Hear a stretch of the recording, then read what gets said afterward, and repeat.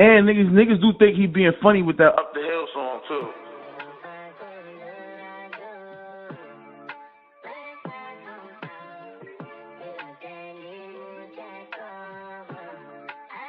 DMJ.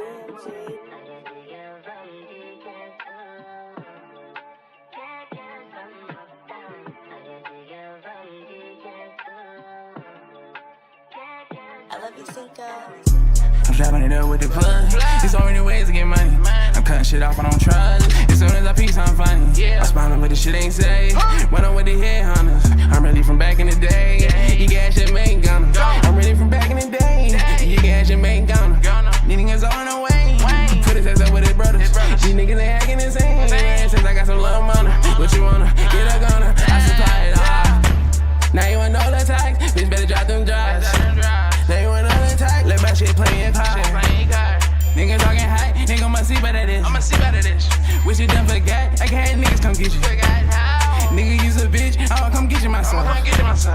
I come on that hill, he got a fall. Yeah, I come on that hill, yeah, he ready to melt. He hard to put, yeah, I know he feel.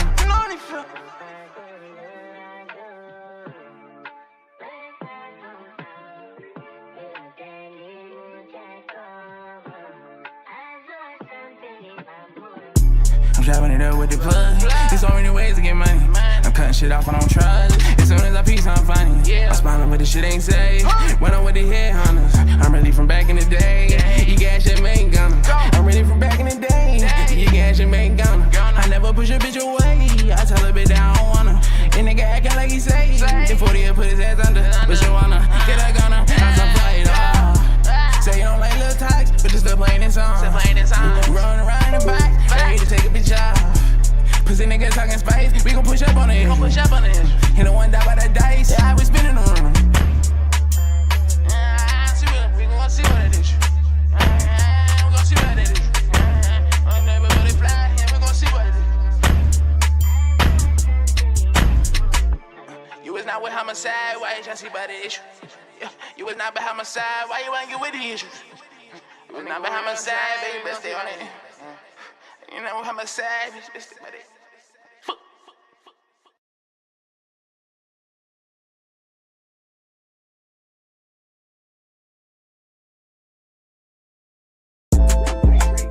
Just like a nigga pasta. Just like a nigga pasta. King Cobra.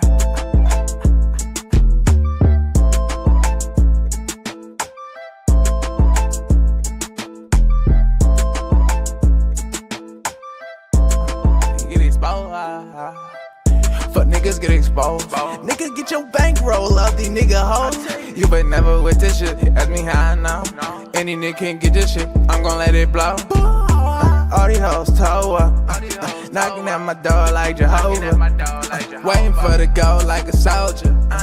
Pump it up, the drink get slower. I'm LA, I drove to Phoenix just to see my man. Say he needs some more. Every time I pull up with them bands, told him don't say nothing else. They can tap your phone very well. What you want, a nigga go to jail? I can send it to you via mail. Wander with the bit and make her catch shells. The Honda whip a slow bit can catch a snail. He came down here one committed, nothing but this money business. But he wanna keep his head, I wanna take his brother fitted. Baby, I'm close to the edge, don't you push me over. Only having hundreds on me, just like a nigga poster. I can't wait for 30 bitch, better yet poster. I don't know who to trust, they want me out the couch. I don't know who to bust, I'm on slime a voucher. Used to ride the little bus, now I'm King Cobra. Fuck niggas get exposed. Nigga get your bankroll up, these nigga hoes. You but never with this shit, ask me how I know. Any nigga can get this shit, I'm gon' let it blow. All these hoes toe up, knocking at my door like Jehovah. Waiting for the go like a soldier. Probably up, but drink get slower. Get slower. Get slower. Get slower. Get slower. Cobra, King Cobra, King Cobra.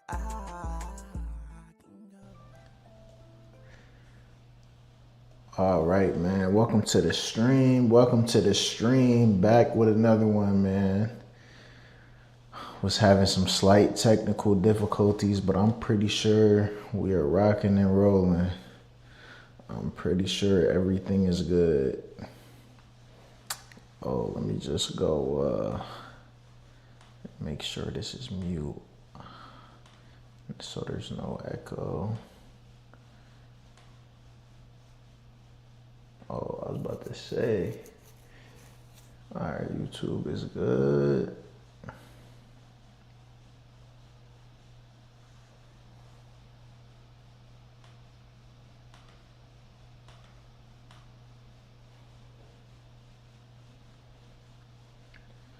All right, just give me 1 second.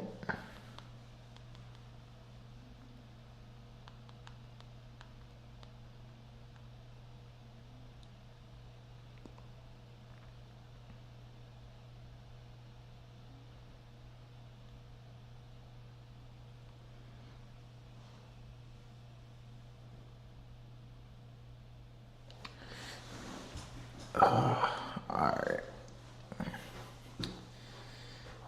Everything should be fine. All right. We're going to get into this AFCON final first, man. So here's the channel of the music that was just playing, Don Juan on YouTube. Go check it out. Let's get into this stuff, man. AFCON Final 2025, Morocco vs Senegal, stoppage time, match still goalless, then chaos erupts, a penalty awarded, players walk off, 14 minutes of mayhem. Was this justice or the most controversial decision in AFCON history? This is Nigerian News TV Sport. And as sport analyst Philip Williams has weighed in on the incident that has African football in uproar. 90 minutes gone. Morocco and Senegal locked at 0-0, the hosts desperately chasing their first AFCON title since 1976. Senegal defending their 2021 crown, 6 minutes of stoppage time announced. Both teams exhausted, extra time looming. Then came the sequence that changed everything. 94th minute. Senegal win a corner. Abdoulaye Seck rises at the far post, powers the header toward goal. The ball crashes into the net. Senegal erupts in celebration, but referee Jean-Jacques Nadala from Congo has blown his whistle. He's seen a foul in the build-up. Replay shows Seck with his hands on Achraf Hakimi's back.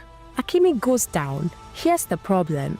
Watch Hakimi's fall. It's delayed, theatrical, Even before that, it looks like they're playing a little bit has dirty. already eluded the ball. Like, the net. I'm not gonna lie, because this isn't really talking about the racial issue. The video that I saw on Instagram that my friend sent to me, he said I should react to this today, so I just went for it. But even previously on here, like, if we just go back and look, like, bro, Senegal is, look, like, why are you grabbing on people? Like, you're grabbing him, you threw him to the ground. Like, what's with all this aggressive grabbing? This isn't American football. This isn't rugby. This is football. This is soccer. Like, African football in uproar. 90 minutes gone. Morocco and Senegal locked at 0-0. The hosts desperately chasing their first AFCON title since 1976. Senegal defending their 2021 crown. 6 minutes of stoppage time announced. Both teams exhausted, extra time looming. Then came the sequence that changed everything. 94th minute. Senegal win a corner. Abdoulaye Seck rises at the far post, powers the header toward goal. The ball crashes into the net. Senegal erupts in celebration, but referee Jean-Jacques Nadala from Congo has blown his whistle. He's seen a foul in the build-up. Replay shows Seck with his hands on Achraf Hakimi's back. Hakimi goes down. Here's the problem. and like they were saying in the video I watched, oh, the referees were being racist and this and that. Nigga, they're black referees. What the fuck? These are black referees that are judging black athletes. Like, come on, bro. Watch Hakimi's fall. It's delayed, theatrical, it staggers, then collapses after Seik has already eldered the ball. The contact is minimal, typical corner box jostling that happens on every set piece. According to analyst Philip Williams, who has reviewed this from 6 different angles, Nadala doesn't consult VAR. He makes an instant call, goal disallowed. Senegal furious, regardless, play continues. 30 seconds later, Morocco win a corner. Brahim Diaz positioned himself at the near post. El Hadrid Malik Dahov is marking in. As the ball swings in, watch this carefully. Diaz and Diop are jostling for position, but both have hands on each other. Standard corner box wrestling. The ball sails over both of them. Diaz goes down. Ndala waves play on. No foul. The fourth official signals the match is over. 97 minutes played. But Diaz is incensed. He's surrounding the referee, pointing at his shirt, gesturing widely to the VAR screen. The entire Moroccan bench pours onto the pitch. Players are in the referee's face. The crowd of 66,000 is roaring, sensing something. VAR intervenes. Nadala is told to check the monitor. Here's what VAR showed him. The house hand on Diaz's shoulders. A pull. Diaz goes down. But watch the full sequence. Diaz has his hands on Diouf first, but they are both at it. This is the contact that happens on literally every corner kick in football. Nadala studies the screen for over a minute. Moroccan players are crowding around him. He's not the like pressure pulling is on him immense. or pushing him. He like, points to the spot. Penalty to Morocco. The Senegalese player lost it. They are surrounding the referee. Furious protests. Their coach, Papethua, makes a decision that would define this final. He orders his entire team off the pitch. One by one, they walk toward the tunnel. The Moroccan fans are celebrating. Senegalese supporters are trying to storm the pitch. Security is struggling. Riot police form barriers. 14-minute pass. Sardou, the veteran leader, stays on the pitch. He's the only Senegalese player out there. Eventually, he goes to the dressing room and convinces his teammates to return. They march. The match continues, but the penalty hasn't been taken yet. 24 minutes of stoppage time. This is unprecedented. Brahim Diaz places the ball. Edouard Mendy stands on his lane.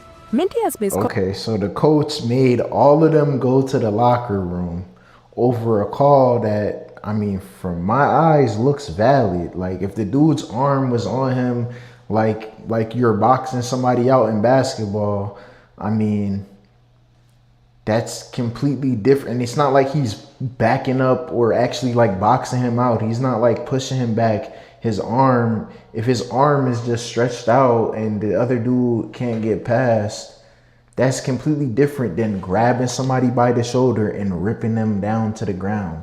Even if the dude was being dramatic and fell into the pool, you still pulled him down to the ground. Like, it's clear as day. Like, what?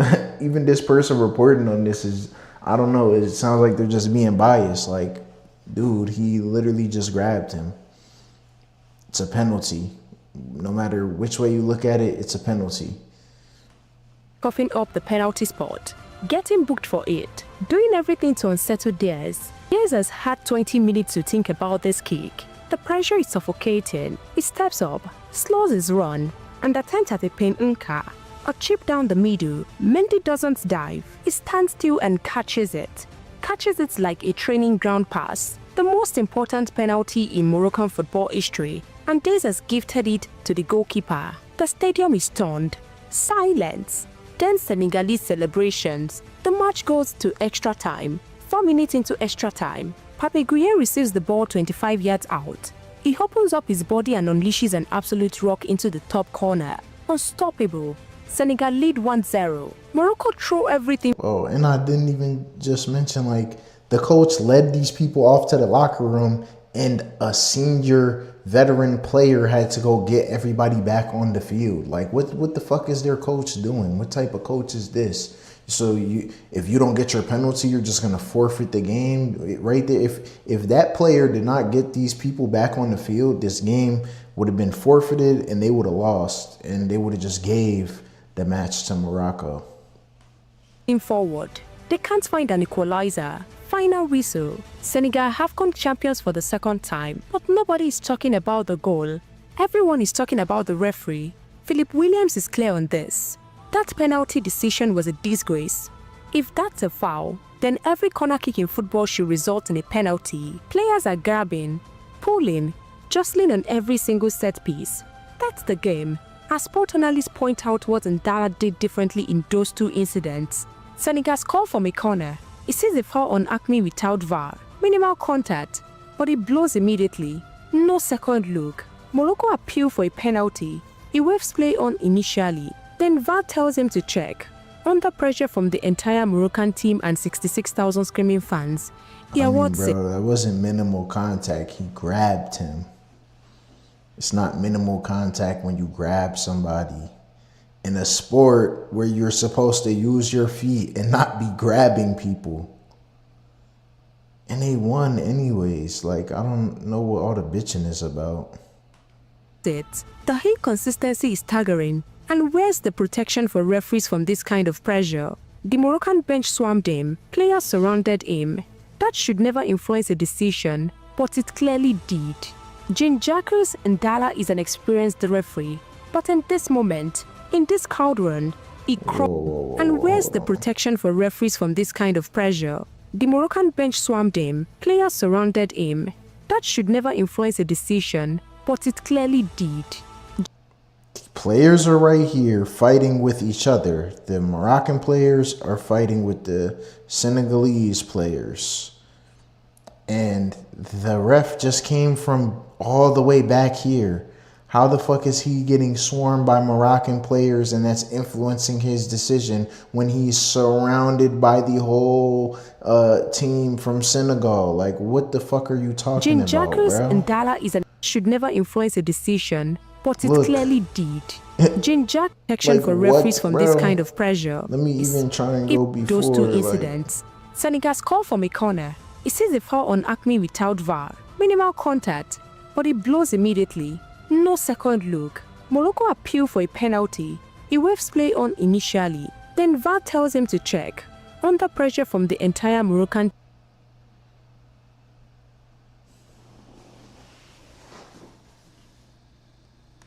team and 66,000 screaming. Where is he? He's over here. Then VAR tells him to check. Under pressure from the... Bro, he was just right here, surrounded by no Moroccans, and the Moroccan team was arguing with the Senegal team. What the, what? Morocco was arguing with Senegal. They weren't influencing the ref. The ref was at this screen right here reviewing the tape on this side, not on the Moroccan side. So what the fuck is this commentator talking about, bro? Entire Moroccan team and 66,000 screaming fans.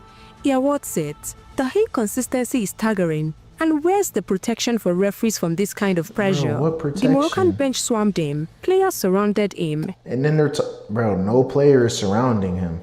And then they're also talking about the fans. They said they brought out riot police before he reviewed the tape, and there's no fans swarming the field.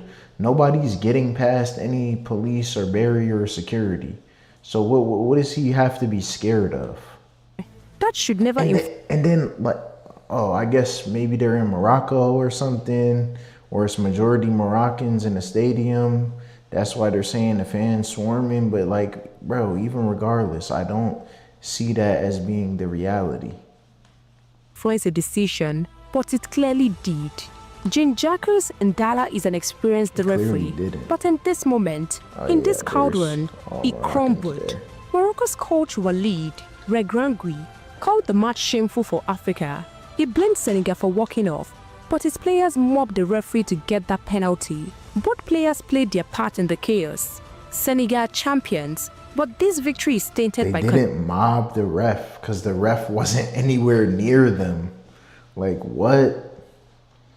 And then, yeah, they left for 24 minutes. Like, what? Controversy. Morocco feel robbed, and African football has been embarrassed on its biggest stage. The real loser here is the game itself. When refereeing standards fail, When VAR is used inconsistently, when teams can intimidate officials into changing decisions, everyone suffers. Was it a penalty? Only if you're giving 10 penalties per match for the same contact that happens on every corner. Should the Senegal goal have stood? Probably. The foul on Hakimi was just as soft as the penalty they conceded. Did VAR fail? Completely. Two identical incidents, two completely different outcomes. Senegal deserved to win based on the 90 minutes and extra time, but this final will forever be remembered for the wrong reasons.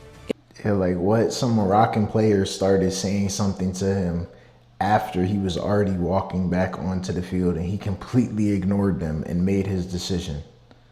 Like what? Look at this. Completely. Two identical incidents, two Yeah, completely right different there. outcomes. Senegal Other deserved two to win dudes, based but on they the weren't 90 really minutes and saying extra nothing. time, but He this final will ignores them. forever be remembered for the wrong reasons. A referee who lost control, a penalty that shouldn't have been given, and 14 minutes of chaos that nearly ended the match. Africa football deserves better officiating. African players. And then who's to say they're all speaking the same language? The ref is from Congo. The Moroccans speak Arabic and probably French.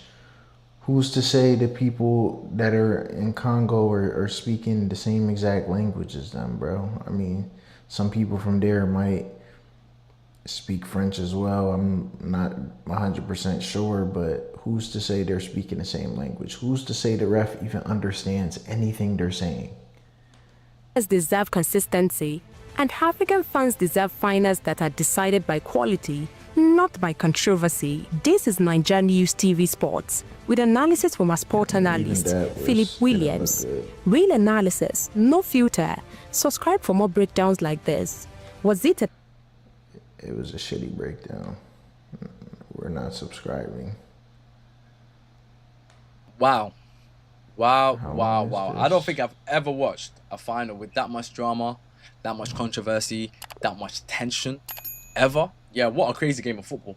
Honestly, what a wild, crazy game of football. But congratulations to Senegal on winning the African Cup of Nations. Heartbreaking for Morocco, of course, losing the final as the home nation in their home stadium. But yeah, where do we even begin? Of course, going into the final, both teams, in my opinion, favourites. You know, going head to head, you got Senegal, who've won the Africa Cup of Nations before quite recently. You got Morocco, who are chasing their first title. So everything was lining up for it to be an incredible final. If you had told me before the tournament that this would have been a final, I would have been surprised. I'll be honest with you, because they were the two best teams for me going into the tournament anyway. So it was a match made in heaven in that sense. And yeah, of course, in the game, it was end to end. And of course, in the game, it was end to end, very entertaining. Both teams very cautious as well. A lot of nerves, a lot of tension. And of course, naturally, goals were hard to come by. You know, the game was 0-0 for the majority of part until... Imagine being able to build anything just by thinking about it. Meet Base 44. Injury time where we had a bit of drama. Now, the first piece of drama that we had was Senegal's goal that was disallowed. And Senegal's goal was disallowed because of a foul on Hakimi. Now, a lot of people may argue that the foul was soft, and I agree, it was soft. I think it was a bad call from the referee. But the problem was that the referee had already blown the whistle before Senegal had scored a goal. And because of that, of course, the goal was disallowed. And in that moment, you're thinking, okay, Senegal, they feel hard done by. You could tell that they're upset, they're angry, but you kind of get on with it. Okay, the lady had an accent, and I didn't really see that on the film. So the whistle was even blown before they scored a goal. So the ref isn't robbing them, and the ref is also a black man, so it's not racism. But Game. yeah. But then what happens after is what's crazy, and I think it's one of the maddest things I've ever seen in football, if I'll be completely honest with you. So of course, from that disallowed goal, Morocco then go on the other end, they go on attack, they win a corner, and in that corner, there is a foul on Brahim Diaz from Diouf. Now, in my personal opinion, I think that it was a penalty. Yeah, and let me explain why. I think that Diouf, in that moment was a bit reckless. You can see that there's a hand on the neck/shoulder, and you can clearly see he has brought him down. Now, you could argue that it was soft, but in an action like that, and as a defender, you put yourself at risk. You know, you put that decision in the hands of the referee to then penalize. Exactly, bro. Like, come on, bro. It's a penalty. You violated. I just said this before. It doesn't matter if it was soft or he flopped, he fell into the grab. Like, you yanked on his shoulder and yanked him down. Any ref in the entire world is gonna look at that like you yanked him onto the ground. If you did that in basketball too, they're gonna blow the whistle. You yanked him onto the ground. Like, you can't do that in these sports. That's just what it is. Those are the rules. And I think that he had done enough to not one bring Brahim Diaz down, but he's done enough to prevent Diaz from challenging for the ball in the air. So I don't think that Diaz can jump and go for the ball because of Diaz bringing him down. So that's why for me it was a penalty. Now, however, my issue isn't whether it's a penalty or not. My issue is the process of which the referee has decided to review the penalty and then eventually award the penalty. Now, in real time, Okay, so what he just said is an even better point than what I made. So even if he didn't fall into it and flop, you're holding on his shoulder. He wouldn't have been able to jump and try and contest anything. Or I think maybe that was I think that was his team's ball. So he not contest, but he couldn't try and help out or do what he needed to do.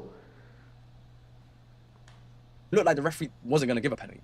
Let's be honest. I never thought in real time it was a penalty. I didn't even suspect or see anything. And what it seems like on the visuals is that Brahim Diaz, the fans and the coaching staff pressured relentlessly for the referee to then review the foul, and then from the reviewing the foul eventually gives the penalty. So I thought that Morocco used the home court advantage essentially to pressure the referee into giving them a penalty, and that's where Senegal felt hard done by. And you can imagine Senegal just had a goal disallowed at the other end for what was essentially a soft foul, and then moments later on the other side of the pitch end up being penalized. It wasn't making sense and end up basically conceding a penalty. So I can understand the frustrations. I can understand the anger from Senegal. I can understand the anger from the players. I can understand the anger from the fans. It looks like, and this has been a theme throughout this tournament, where a lot of people felt that Morocco were getting a lot of favourable decisions throughout this tournament, you know, in the semi-final, in the quarter-final, just throughout the tournament. They felt that Morocco were being favoured in a lot of calls, you know, and it played into that narrative in this moment as well, because what you see is one decision not given to Senegal, and then on the other side of the pitch they get penalized and Morocco get a penalty right at the death. So of course Senegal then decided, hey, look, bro, I haven't been watching this tournament. I haven't been watching anything. I just saw 2 penalties, bro. I saw more than 2 penalties, but both of those that were called were both penalties. I saw 2 penalties on my screen. What else is it to, like, come on, man. I saw 2 violations, bro. Doesn't matter if they just called one. It doesn't matter if it was soft. It is what it is. You broke the rules of the game. Doesn't matter if you broke the rules a little bit, you still broke the rules. decide they don't want to continue the game, which is, in my opinion, crazy. It's wild. I've never seen a team decide that they're going to walk off the pitch because they're not happy with something that the ref has called. That to me is crazy. And I don't think in any sport, whether it's basketball, whether it's football, whether it's NFL, it could be any sport, you can't do that. You can't just walk off the pitch because you feel like a decision's gone against you. That's wild to me. And I don't know what the objective was for that. I don't know what Senegal was aiming to achieve from that, whether it's to restart the game, whether it's to have the decision reversed, which I would assume that would be what they were looking for. Once the decision has been made and the referee said it's a penalty, there's nothing you can do about it. You just have to kind of get on with it. And Senegal won't be the first team this happens to, and they aren't going to be the last team either. So it is something that you just unfortunately have to take it on the chin. You can't sulk your way into thinking that you're going to change it. You got Morocco on one hand pressuring the referee to give something. Now you got Senegal and then pressuring for the referee to change his mind. I think it was embarrassing for everyone. Put it that way. I felt like in that moment everyone would lose it. I think it put African football in a bad light, given that it's been such an incredible tournament with so much good football on display. You got global eyes. It's a final. You got global eyes. For some people, there's a lot of casual watchers. For some people, this might be the first game or the first time they're watching AFCON. And if they're seeing that, that's embarrassing, man. You have teams like Senegal and Morocco that are good enough to even win World Cups now. Let's be real. You had Morocco that lost in the semi-final in the last World Cup. You got Senegal on paper. I think can beat any team on any given day. They beat England recently in the international friendly. They're good enough to compete. So we're trying to put African football in a good light, and then you get moments like this where it's just embarrassing. Optically, it just doesn't look good. And then of course, Mane, being the leader, being the captain, goes and regroups the Senegal players, speaks to the coaching staff, and gets them back on the pitch. And now the penalty falls to Brahim Diaz. Now Brahim Diaz in this tournament is the top scorer. He's had a phenomenal tournament. He's been one of the best players in the tournament. And so he has a moment now to write his name into the history books. He has a moment to become a hero, to create a legacy for himself. In the eyes of Moroccan people. It's probably the most important kick in the history of Morocco, and the responsibility has fallen on his shoulders. So you could imagine the pressure that he must be feeling in that moment. But what goes on to happen next to me is absolutely wild. Yeah, that was wild. He just gave up the kick. I think that's what he's talking about right here, where the dude he put zero effort into the kick. He just kicked the ball right into the goalie's hands. It's like forfeiting the match. He decides to go for Panenka, which I'm not gonna lie to you. In real time, I thought he missed the penalty on purpose. That's how bad that Panenka was. I thought he missed the penalty on purpose. Mendy literally just scoops the ball. No effort whatsoever. It was such a tame effort. And that's the problem with Panenka's here. In that moment, you're just thinking, why? Why do you just blast into the back of the net? Why do you just take the penny like a normal person? You know, the thing about Panenka's is that when it goes off, yes, it's brilliant. It looks genius. But when it goes off, it's so bad. And in a moment like that, in the last kick of the game, in a final, to win your country the first title, come on, man, read the room, bro. Read the room, man. That wasn't the time to do that. You know, and now he probably feels like he just wants the whole world to swallow him up, be able to sleep for quite some time. He quickly went from hero to zero in just one moment, one kick. Of course, you know, in that same breath, you've got the Senegal players feeling like they just found a whole new lease of life. They're probably thinking that God done this for them, you know. They felt, you know, of course, hard done by. And in that moment, they're probably thinking it's written for them to go on and win. And that's exactly what ends up happening. Gay in extra time scores an absolute wonder strike. One of the best strikes of the tournament. Straight into the top corner. You know, goalkeeper Bono had no chance whatsoever. No chance whatsoever in saving that. And of course, Morocco tried, and they tried in extra time right up to the very end to get the equalizer, but it wasn't enough. And unfortunately for them, it's absolute heartbreak. You know, you see the tears in the players, the fans, the staff right at the very end, and understandably so. Their search for our first AFCON continues, and they may never get a chance of winning it in their country again. You know, there's no guarantee that they'll be able to get that opportunity to have it in a final in their home country like that ever again. So you can understand the pain, but they do need to, you know, hold their heads high. They have been doing so well in recent years, you know, from the youth, from the under-17s to the Arab Cup, to the World Cup, you know, and this tournament, the final, you know, they are in a good place. And they are one of the best teams, not just in Africa, but in the whole world. And, you know, they need to kind of find a way to pick themselves up and get ready, because their World Cup is in 6 months. So hopefully they can, you know, carry that momentum, carry that form that they're currently in into the next tournament. And for Senegal, it's an amazing achievement. That's 2 AFCONs they won in as little as a few years now. Sadio Mane, unbelievable. The legacy that he's creating for himself. Now, you can argue that he's probably top 5 African players of all time now. You know, that's 2 AFCONs. He's won Premier League. He's won a Champions League, and yeah, he's etched his name into the history books as well, you know, with 2 AFCONs now. Edouard Mendy also, Koulibaly, the Senegal people, the Senegal players, the Senegal coaching staff can hold their head up high. Iliman Ndiaye as well, amazing story for him. He's gone from Westway, which is literally like maybe 15 minutes, you know, down the road from me, you know, playing for Rising Ballers. You know, he's gone from there to then playing in the Premier League to now winning an AFCON with his country. His story has been unbelievable as well. So congratulations to him. Congratulations to Senegal. Congratulations to players. And also congratulations to Morocco for hosting an amazing tournament as well. I had the privilege of obviously going out there as well and enjoying the football out there, the people, the vibe, the energy, you know, the organization of the tournament. Incredible. You know, the facilities, the stadium, everything was top notch. And yeah, I think they need to hold themselves high. And I'm already excited for the next one. I think the next one is in Tanzania, Kenya, and Uganda in the summer of 2027. So that is all to be a very, very good tournament as well, I hope. But yeah, let me know your thoughts on the final. Let me know your thoughts on the tournament as a whole, on the controversy, whatever.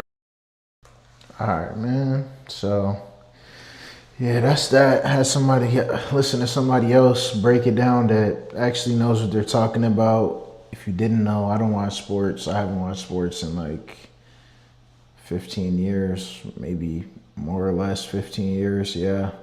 So I mean, I know I have Liverpool shirt on, but I mean, they're a cool team. Used to like them back in the day. So, but yeah, now we're gonna get into how Mexico sends the US 37 cartel members.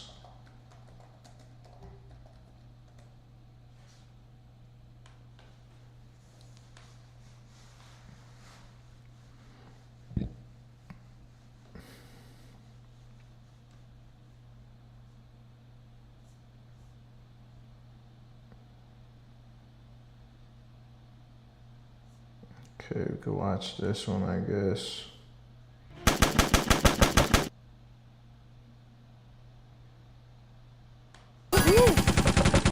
37 members of Mexican drug cartels are now in the United States as the Trump administration puts pressure on governments to crack down on criminal networks, it says, are smuggling drugs across the border.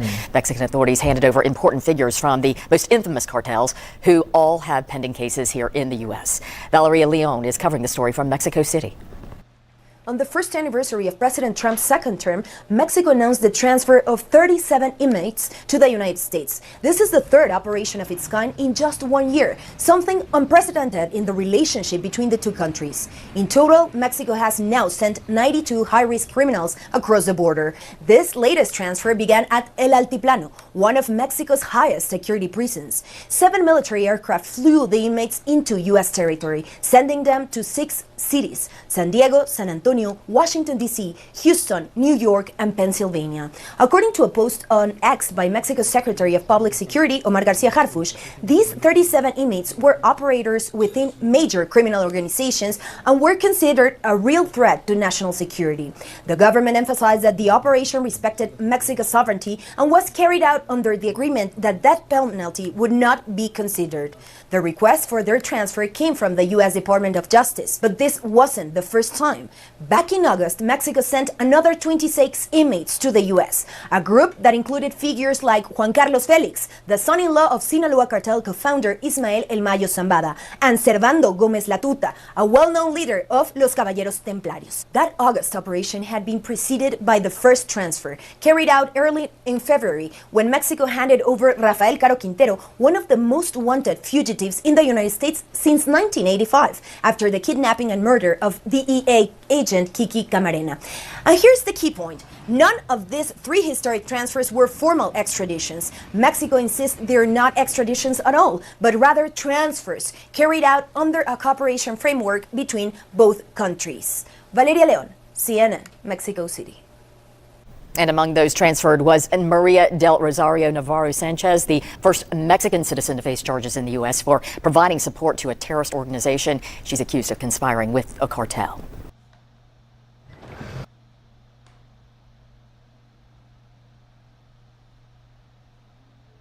Mexico has sent 37 alleged members of powerful criminal organizations to the United States, marking another major step in security cooperation between the two neighbors. The transfer took place. I'm not trying to hear that, buddy.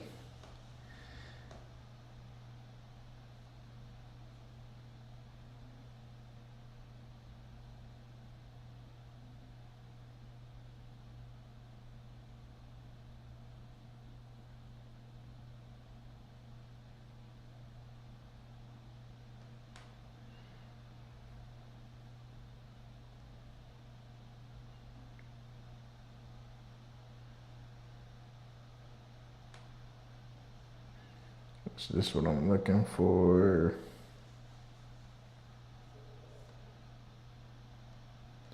Okay, yeah. Mexico's President Claudia Sheinbaum has defended the latest transfer of 37 Mexican cartel operatives to the U.S. as a sovereign decision, as her government strives to alleviate pressure from the Trump administration to do more against drug trafficking groups. It was the third such flight in the year since Donald Trump returned to the White House, but analysts warn that while it remains an effective pressure valve, the returns may be diminishing. You know, it's funny to me how every time Trump threatens them, they could just magically find cartel members and send them over here. Every single time. Like, I wonder how that's happening. So convenient. So convenient.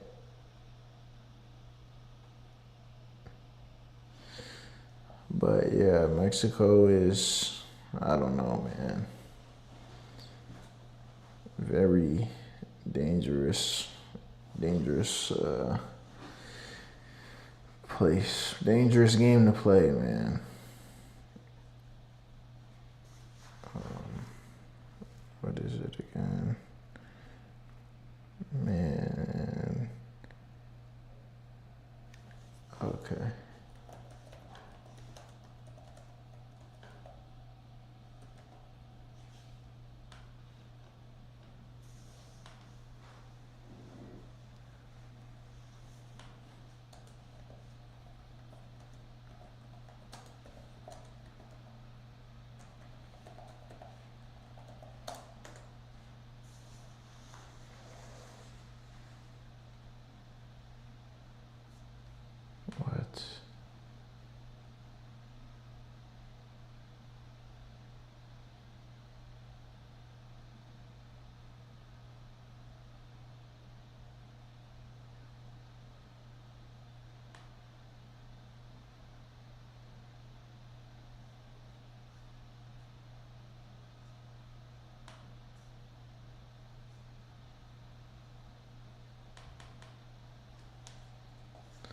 Bro, is this not a video? Like, come on, bro.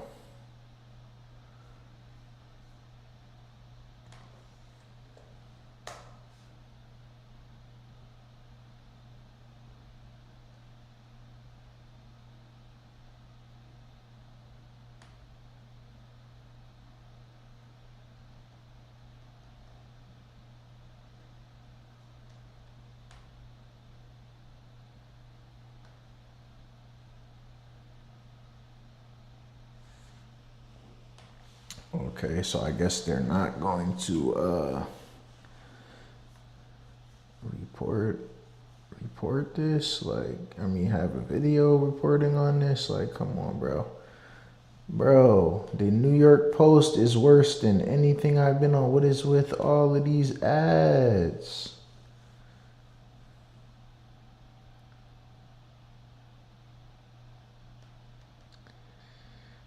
Okay, an accused thief charged in what authorities have called the largest jewelry heist in American history may have walked away scot-free by getting deported back to Ecuador. Jason Nelon Priscilla Flores was one of 7 suspects accused of masterminding the audacious $100 million theft from a Brinks tractor trailer at a Flying J travel center in Lebec, California in July 2022. Prosecutors alleged the crew targeted the truck loaded with gold, diamonds, precious stones, and luxury watches and stole it in broad daylight as it traveled between trade shows. Okay. Is this a video on it?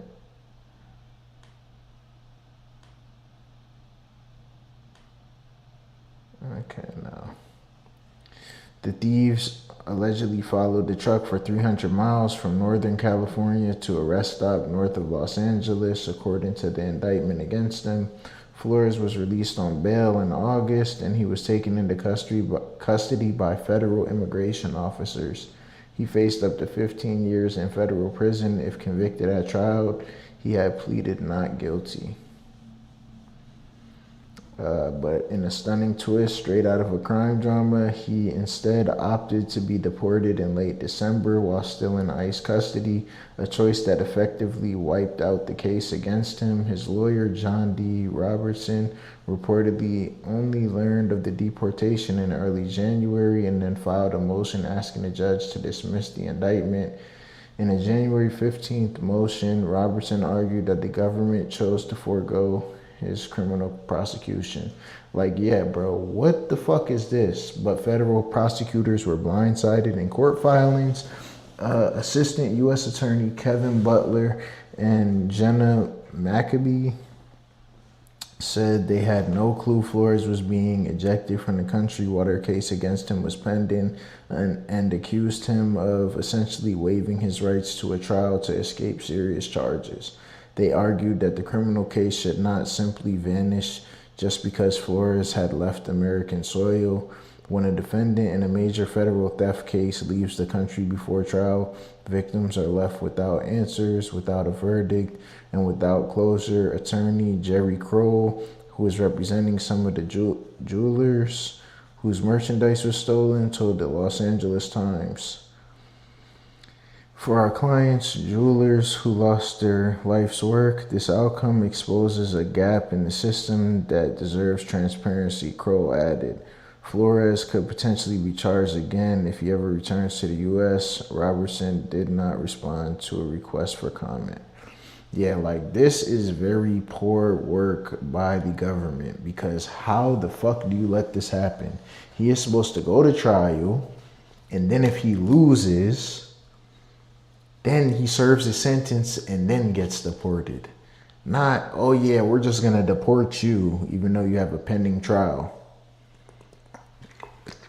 for committing the biggest jewelry heist in American history.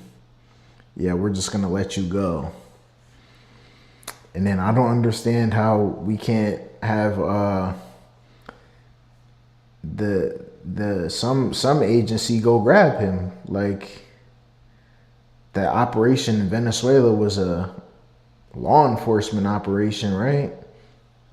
I mean, he's no president. This isn't going to be some large scale operation. People, there's FBI or other feds that go to other countries and go get people all the time. It wouldn't be something new.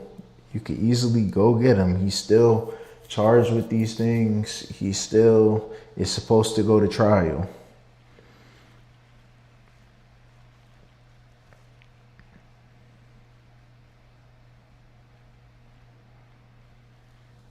Okay, yeah, let's get into this, man.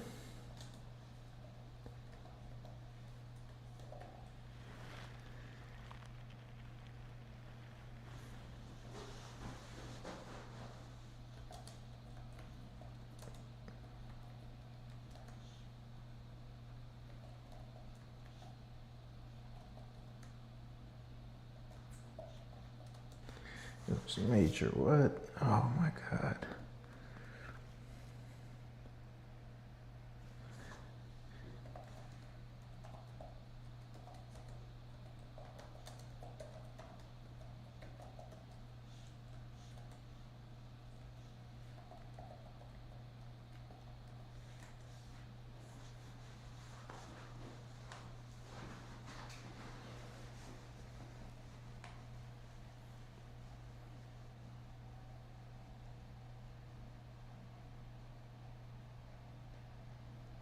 Are you fucking serious? TikTok, bro? 6-minute video on TikTok. Are you fucking kidding me? Holy shit, bro. Where's the sound on here? Oh, fire while conducting an operation this morning. We have live team coverage of the investigation. Oh my God. I hate TikTok. News out of Willowbrook, where a federal agent opened fire while conducting an operation this morning. We have live team coverage of the investigation. Eyewitness News reporter David Gonzalez is tracking the growing crowd, but we go first to Josh Haskell with what we know right now. Josh. Philip and Colleen, this started roughly 4 hours ago, and I can tell you that it is a very tense situation here in Willowbrook. More federal agents continue to show up. I want to step out of the way and just show you what things look like here on 126th Street, and there is a crowd. As we pan to the right, we can show you that a crowd has been out here for the last few hours, made up of residents, community members, and activists. But at this point, there are more federal agents here than there are people gathered at the yellow tape. The federal agents are here working and processing the scene of a shooting from earlier this morning that, according to DHS, was a targeted immigration enforcement operation. Here is the scene from earlier, around 7 this morning in Willowbrook. A federal agent opened fire near the intersection of 126th Street on Mona Boulevard shortly after 7 this morning. The Border Patrol was conducting an operation in the area to arrest, according to DHS, someone who is in the country illegally. An individual that DHS says is from El Salvador, William Eduardo Moran Carballo. That's when DHS says Carballo tried to evade arrest and, quote, weaponized his vehicle and rammed law enforcement. That's when the agent fired, but Carballo was not hit and attempted to flee on foot. He was successfully apprehended by law enforcement, according to DHS. And then Carballo, we're told, was not injured, but a CBP officer was injured. Take a listen to a community member I spoke with. I seen the car crash. It was just crazy. Like, it's just crazy how they coming over here interrupting everybody's livelihoods and their lives, because this is just their lives. And it's like, y'all coming over here, it's not really like to come over here and do anything. What's the principle? What's the principle coming over here and taking these people out of their houses? Okay, this is something I saw on, I thought it was 2 different incidents, but this is something that I saw on the Citizens app yesterday. It said Compton, but now they're saying Willowbrook, which is like a little bit north of Compton. And it says he tried to run them over with the car. So let's see how accurate that really is. Taking them from their homes, from their families, breaking up families, taking people from their kids, taking people from, like, it's insane. bro. We haven't like, seen any what? less than lethal rounds That's fired just what by it any is, of the bro. federal agents, but a very tense situation when more and more vehicles continue to arrive here. And what we've seen happen, Philip and Colleen, is that the Border Patrol agents, they'll come on the other side of this tape, they'll try and clear a path. That is when those activists have come right up to them. They're screaming in their faces. And at this point, it doesn't appear that these agents are leaving anytime soon.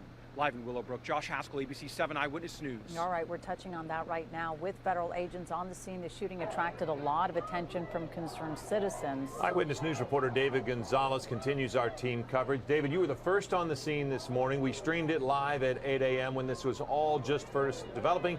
What have you noticed?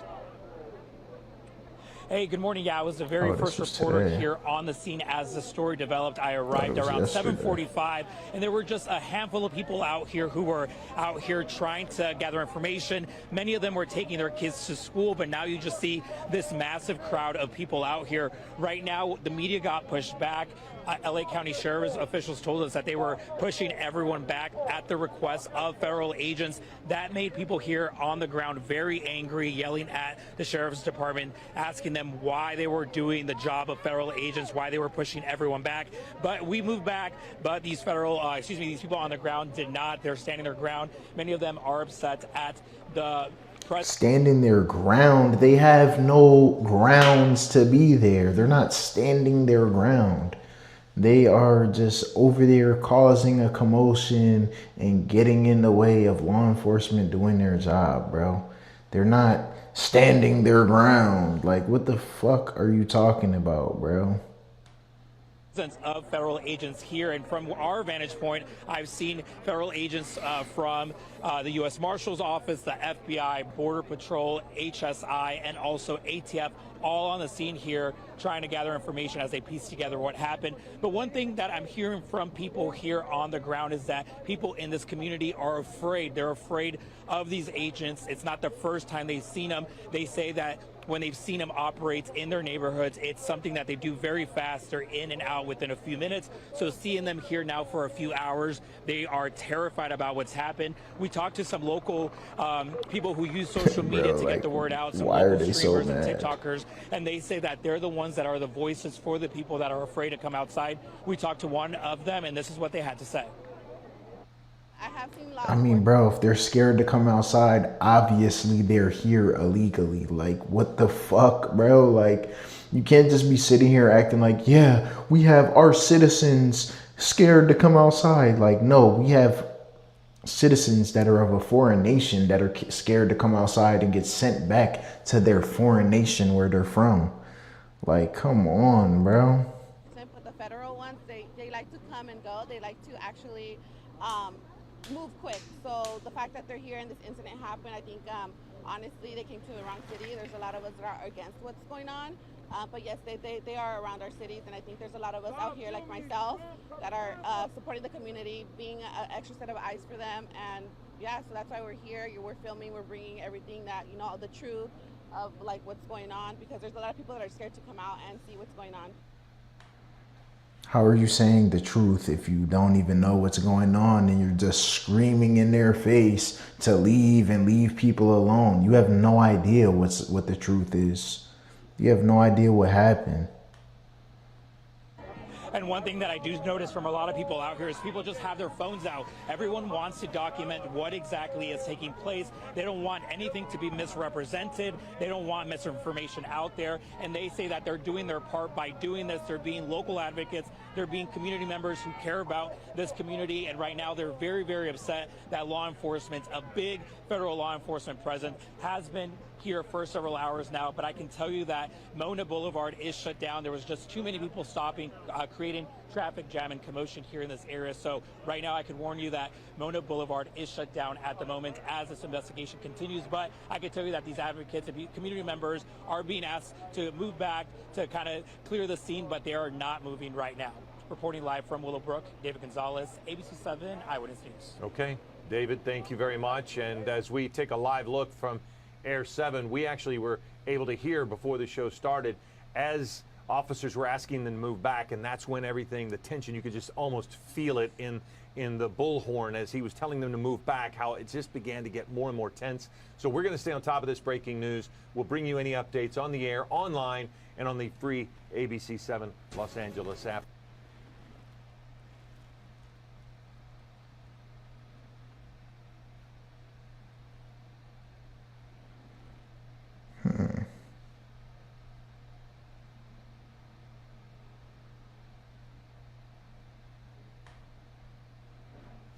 Have to get, tell, bro.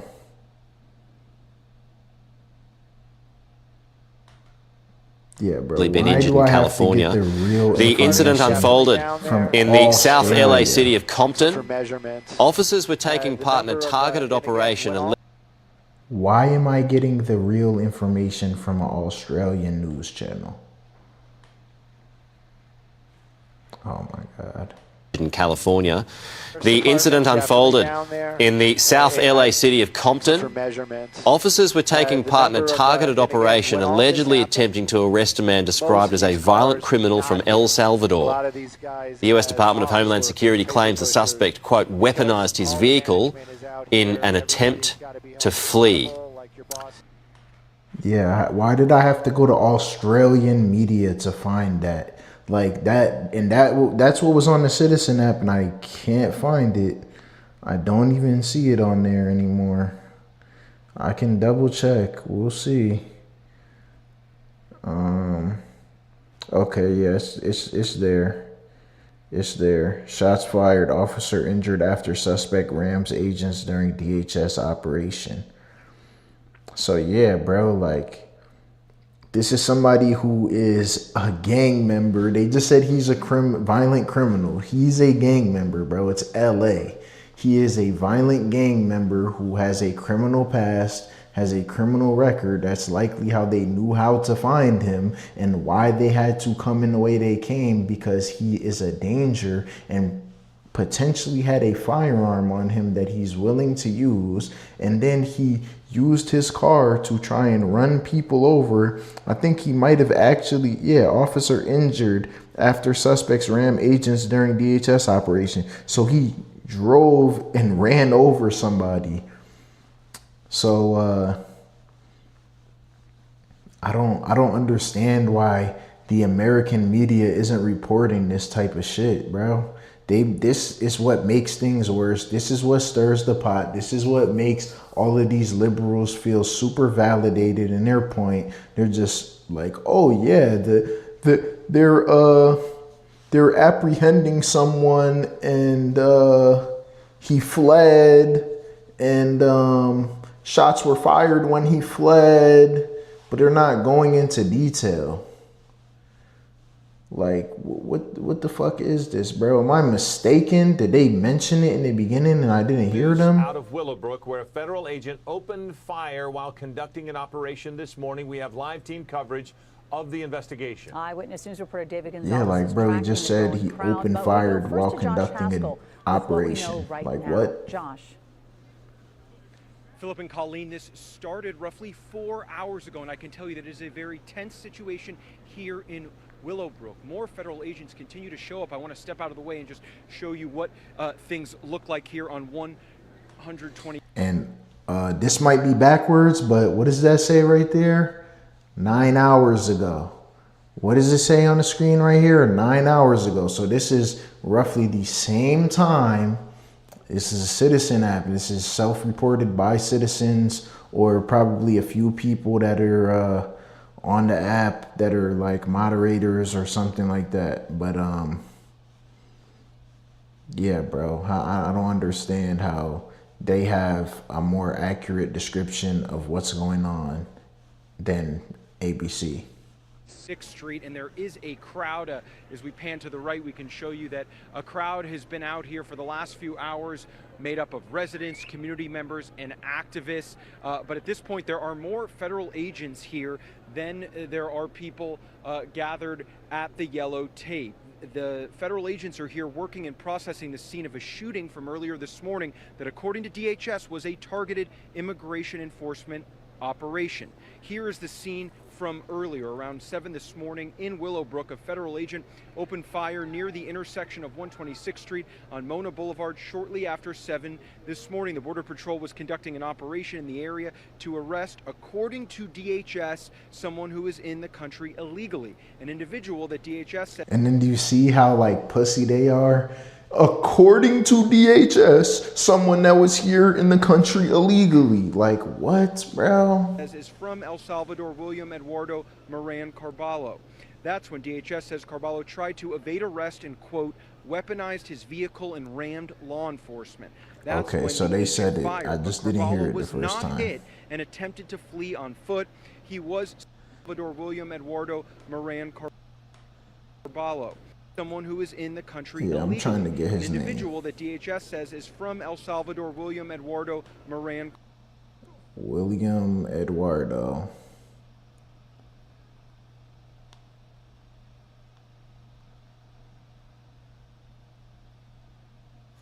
Or, I mean, we could just William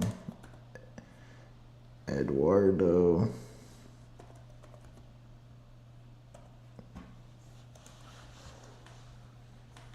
Carballo. That's when DHS says Carballo tried the country illegally. An individual that DHS says is from El Salvador, William Eduardo Moran Carballo.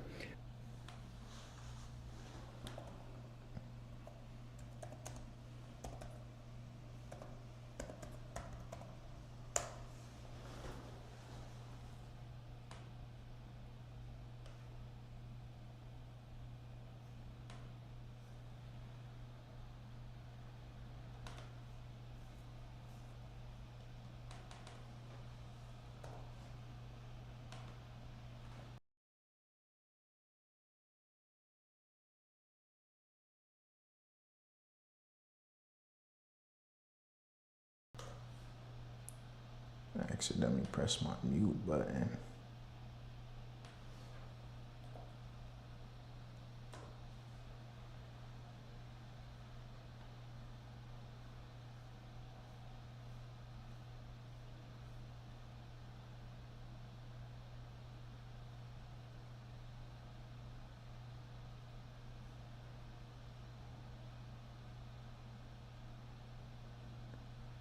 Oh. Carballo. Okay.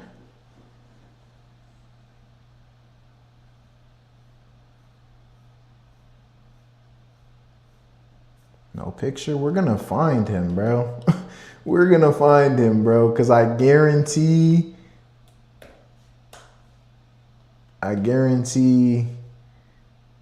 it is not gonna be a good site. It's not gonna be a good look. What is it? .com.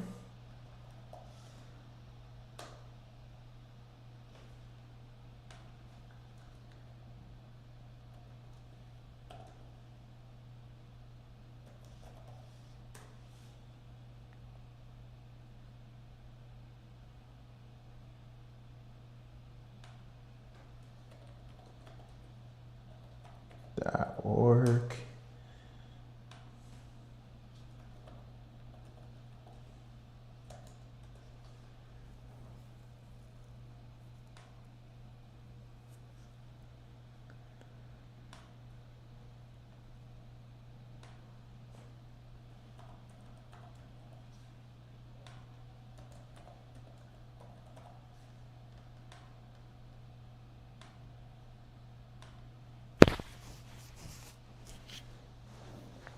There are no results.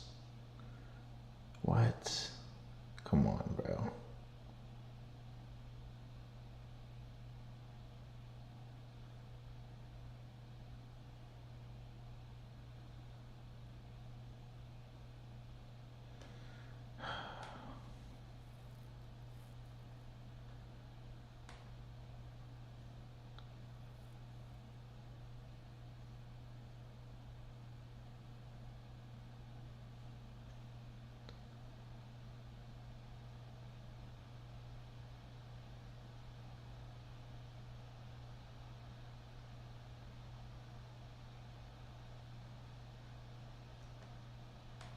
Did I spell it right? I spelled everything right.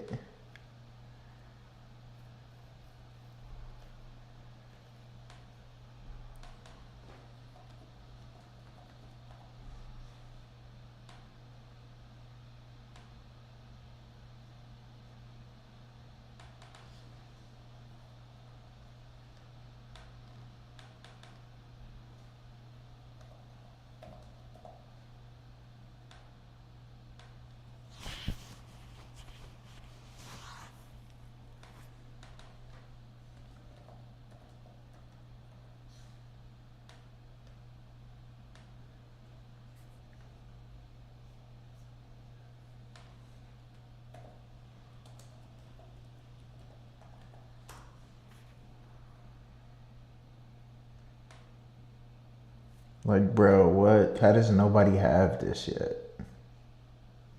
Like, come on. No arrest.com or .org, nothing. Let me see something. Because I want to get to the bottom of what he looks like. So people be like, oh, okay.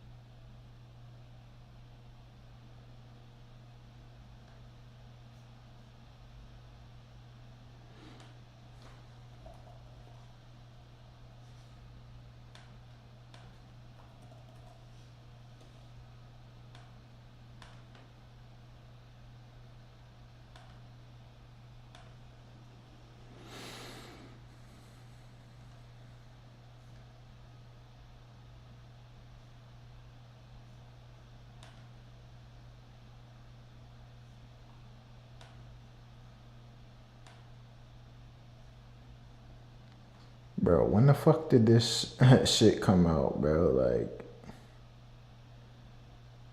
what?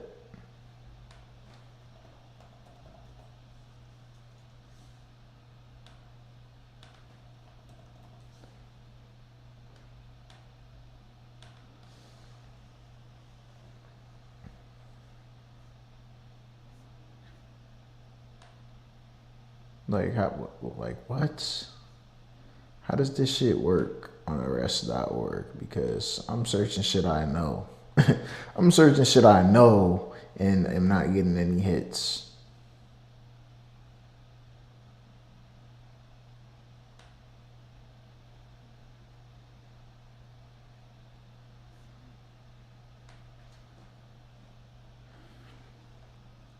Let's see.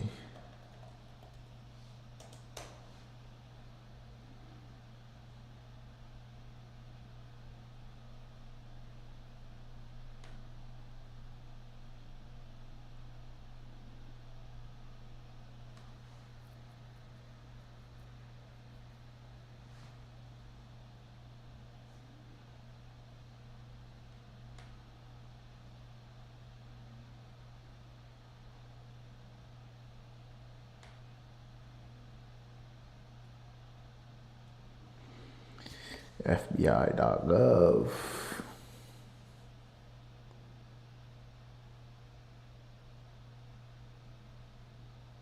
National Incident Based Reporting System. Is it gonna be in here, bro?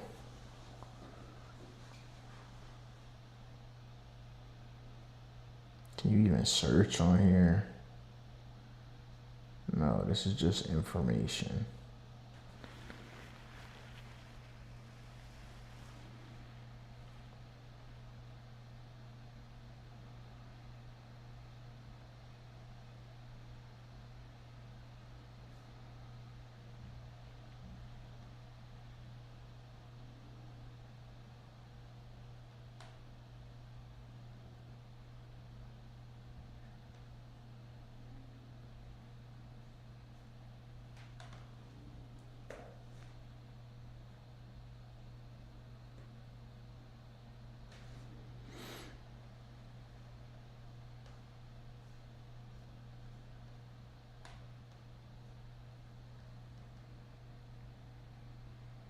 Like, bro, come on. What does it not have people's names or something? Like,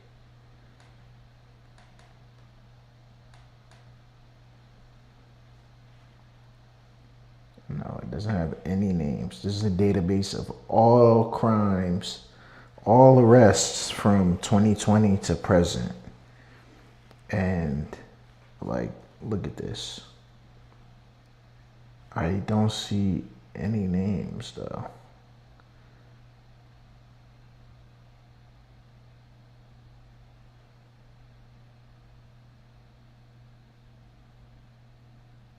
No name. And then when I search dude's name, nothing pops up.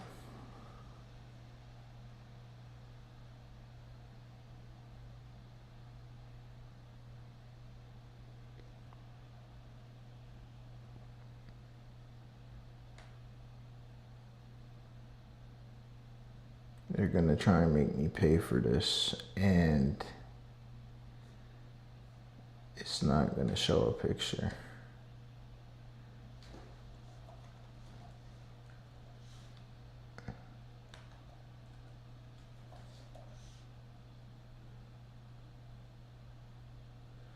What the fuck was it again? Okay.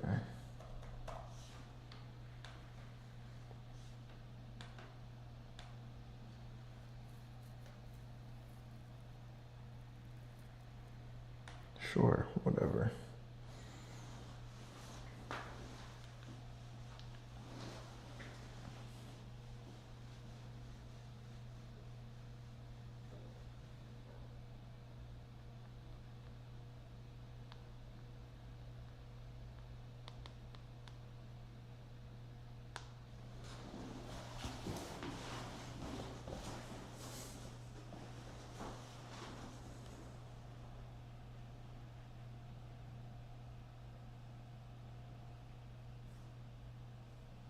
Like, bro, how the fuck am I supposed to know which one is which?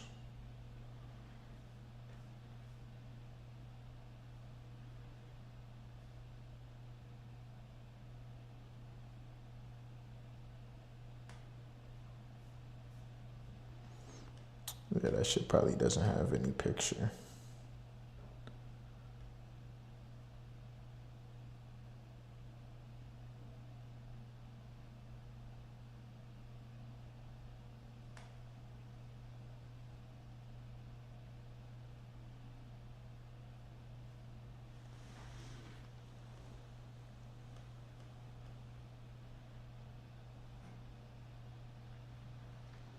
See, like, this is the people they're trying to protect, bro. Illegal alien from El Salvador, MS-13 gang member and registered sex offender. He is a sex offender, bro. And last time I checked, people get put off of their hood for shit like that. But it seems like maybe they don't know, or he just got a pass for some reason. I don't know. Illegal alien from St. Lucia with 11 convictions. 11 convictions. Criminal illegal alien from Vietnam with a final order of removal from 1999. Convicted of aggravated assault with a firearm.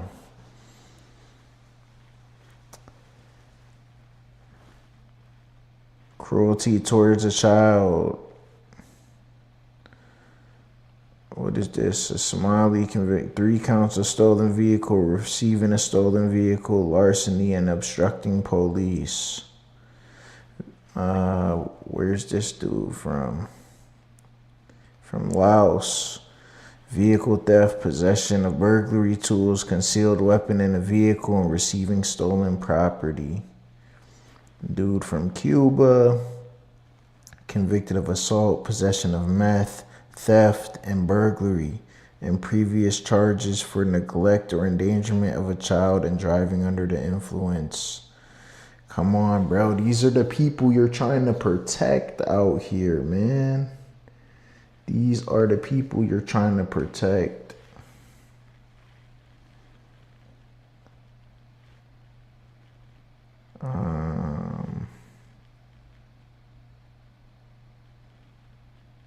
Oh wow, we'll save this one for later.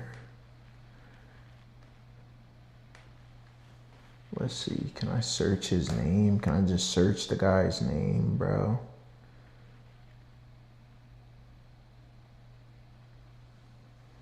Who was this run by? Border Patrol?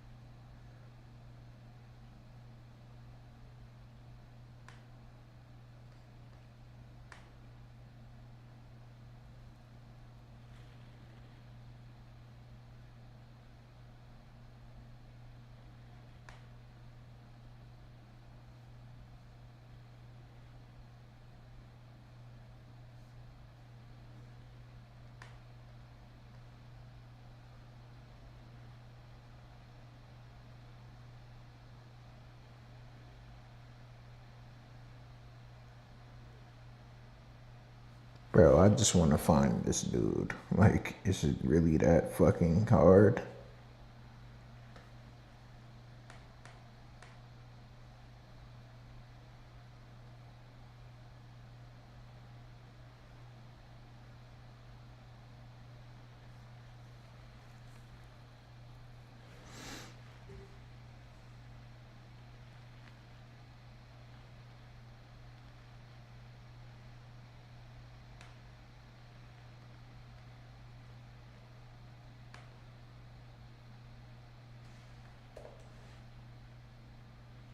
It probably wouldn't even be released yet. Oh, nah, maybe, yeah, they said the mugshot you could find on here, so, man, and of course, nothing.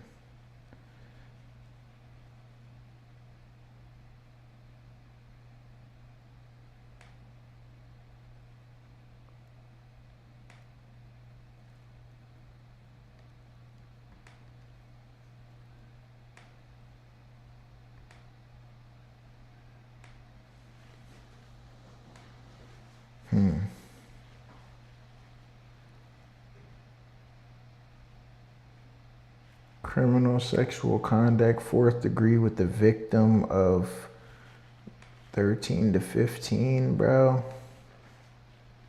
In Minneapolis, Minnesota. Get him out of here, bro. Send him back.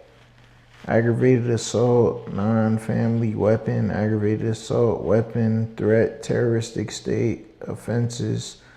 Send him back, bro. Oh, I didn't put any state.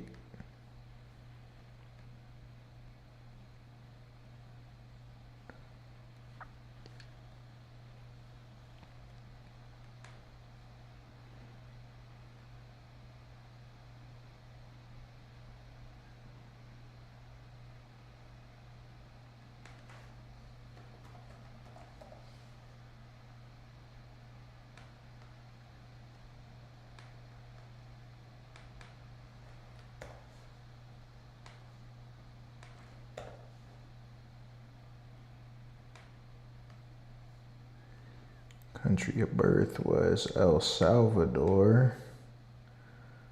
I don't know his birthday. 0 results. Is this man non-ICE custody, bro? Like, what the fuck is this? Maybe it's not processed yet. We'll come back to this tomorrow, man. And we'll see what we can find on this dude. In the survey, no thank you. Operation Catch of the Day. Targeting the worst of the worst criminal illegal aliens across Maine. Yeah, let's go search this on Google. Get a video.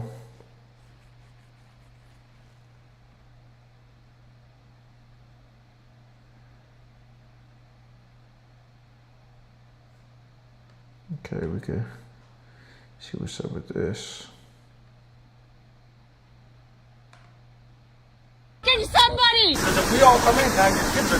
ICE agents are conducting raids in Maine. Here's what we know. ICE officials have launched what they're calling Operation Catch of the Day. ICE has said the operation is targeting criminals who are, quote, the worst of the worst. But city officials say that's not exactly clear based on the descriptions they've received. ICE hasn't said why it's targeting Maine specifically, but President Trump has made repeated verbal attacks on Somali immigrants. We're going to get them the hell out of here. He also recently revoked temporary protected status for Somalia. Lewiston, for example, is home to an estimated 6,000 Somali American immigrants. There have been reports of escalating immigration activity in the area since Tuesday. Local and state officials started warning about a potential ICE surge in the area last week. Portland Mayor Mark Dion has warned residents not to obstruct immigration agents, but has stressed that what they can do is be the best possible witness. The mayors of Portland and Lewiston have said that ICE agents will be held accountable for any misconduct.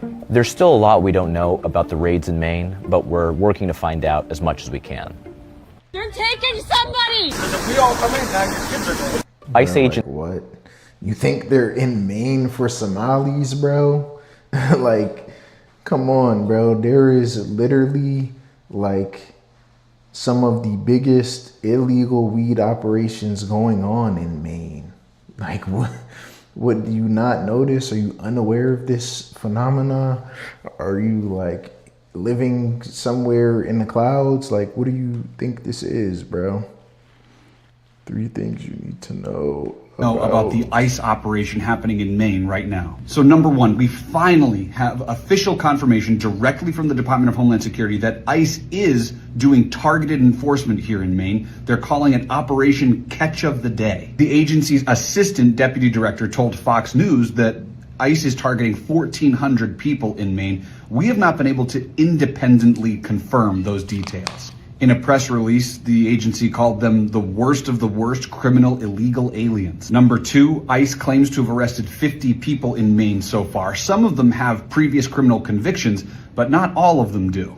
And number three, late this afternoon, the governor issuing a statement saying that she is in... Bro, this thing about the convictions as well, like, that's just the icing on the cake, bro. Like, just because you don't have any criminal convictions doesn't mean anything, bro. You're still illegally in someone else's country. Like, you're taking up space, you're potentially taking up benefits, you're potentially taking up a job. You're in the way, bro. You are just in the way. And this whole thing of, Americans wouldn't do this job, Americans wouldn't do that job. I know a decent amount of people, myself included, that would definitely do some of these jobs if the pay was correct. If the pay is what you're supposed to be getting paid for a job like this, then I mean, why not? It seems like it would be a good job to have, but I'm obviously not gonna work to get underpaid because you underpay illegal immigrants or something like that. Like, what do you mean? This is why Americans won't work these jobs, because you're gonna illegally pay people under the minimum wage or maybe minimum wage, which is probably not gonna help them support themselves or their family or anything. So what are they gonna go settle for that, or go find a better opportunity that actually pays them a decent wage to, actually support their lifestyle? Contact with municipal officials, including in Lewiston and Portland, to monitor ICE activity and ensure the safety and civil rights of people across Maine. She said that if the federal government has warrants, then they should show them. She said, quote, "But if they are separating working mothers from young children solely because they sought freedom here and have committed no crime, then the federal government is only sowing intimidation and fear." Coming to a country illegally is a crime. It is a crime. It's not nothing. It is a crime. You are illegally crossing a border. If I go illegally cross into whatever country I want, I run the risk of getting killed, jailed, or sent back to the country I'm from. That is the reality of life everywhere in the globe. And fostering division and suspicion among neighbors, none of which is welcome, end quote. Here, bro. This is crazy, bro. People's outlook on shit is so crazy. And they're gonna say it's just Somalis.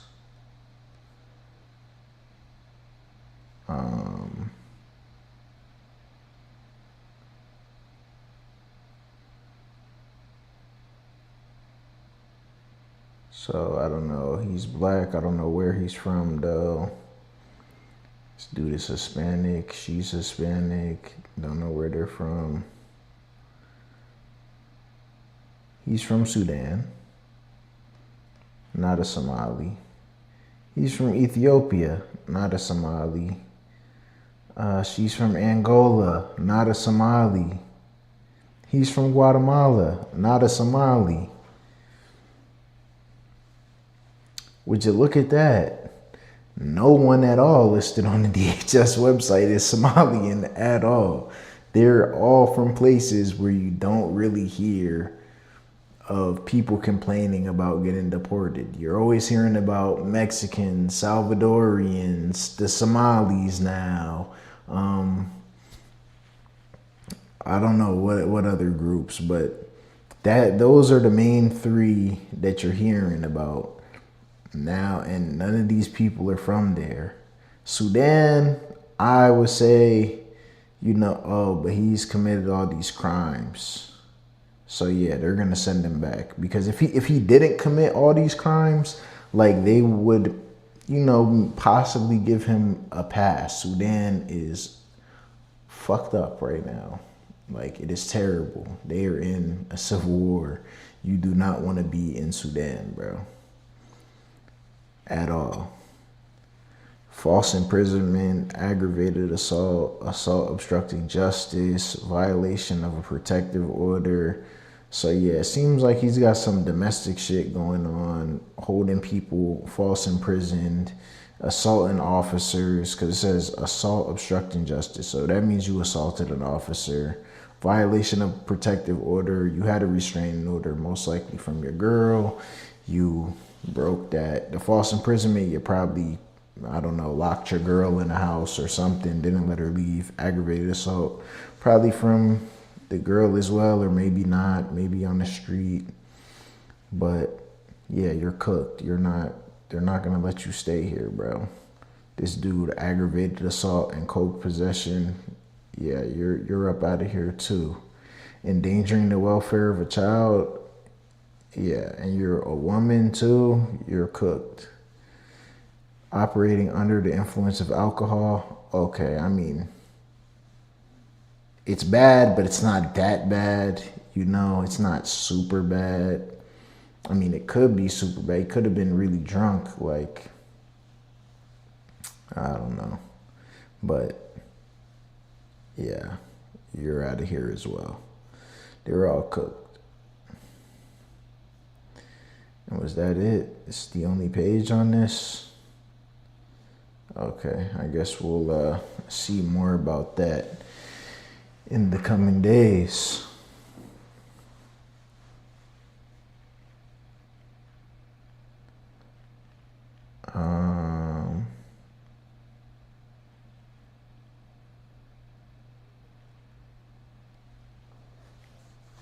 Okay.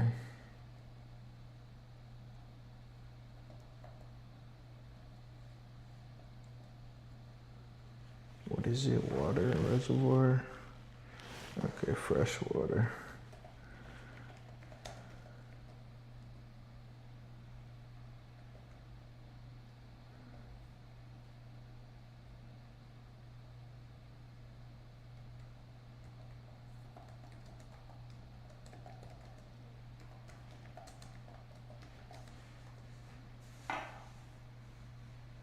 Oh, I'm stupid.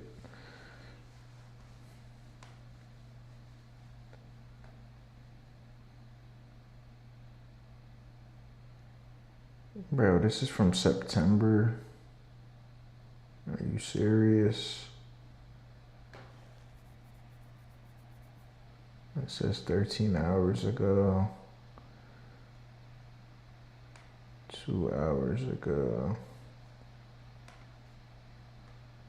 No video. But this is the clip I saw, or the news clip I saw. It's definitely these people. Live science.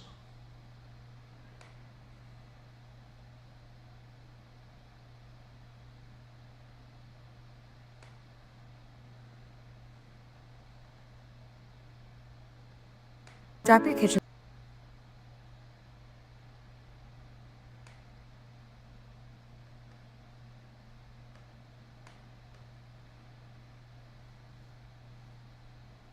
Whoa, what happened?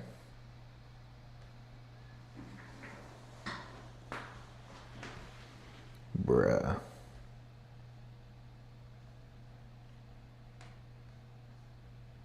Oh my God, bro. Okay, OBS is working fine. What the fuck just happened to this? Water everywhere, but not a drop to drink. So goes the rhyme of the ancient mariner about the parched life on the salt-filled oceans.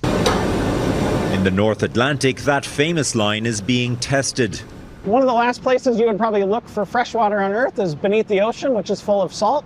A group of North American and European researchers spent the summer drilling off the coast of Massachusetts for water, going as far as 400 meters below the seabed.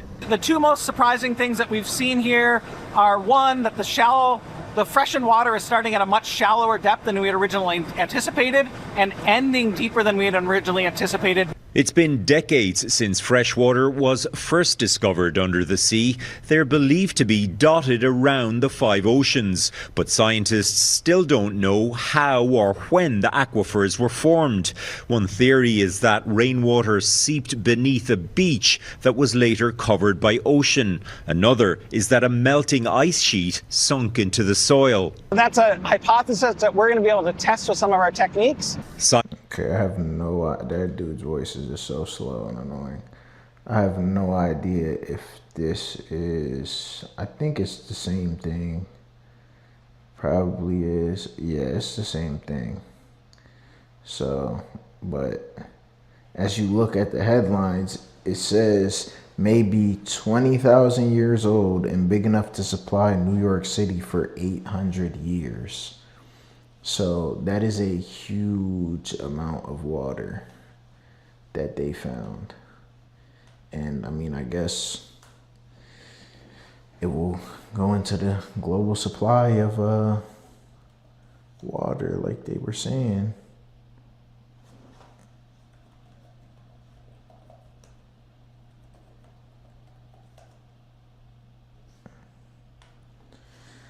Okay, so I don't know if this is true. Yeah, NASA didn't find a new secret base, but recent radar imaging confirmed the location and extent of Camp Sentry, a real U.S. Cold War installation buried under Greenland's ice. Oh, okay.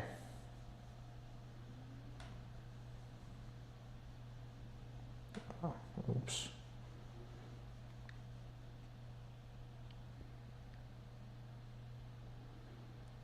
Okay, so this is old.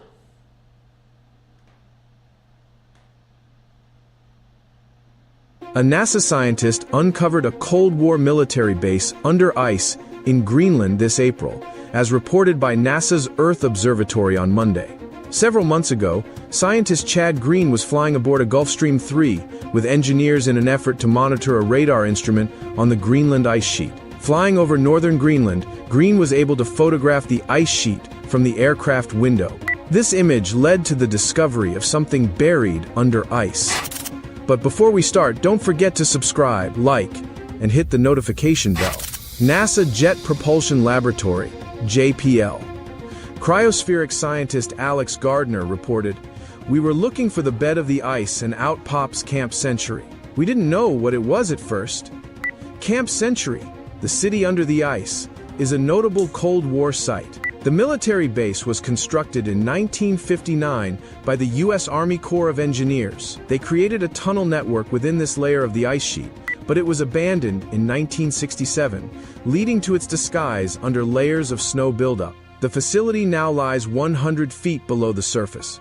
Scientists used radar to map the ice surface by sending out radio waves and testing their reflection time. While past airborne surveys were able to detect some signs of Camp Century under the ice, the April flights were better suited for the task. NASA's UAV SAR, Uninhabited Aerial Vehicle Synthetic Aperture Radar, was mounted onto the modern aircrafts, allowing the vehicles to produce more dimensional maps.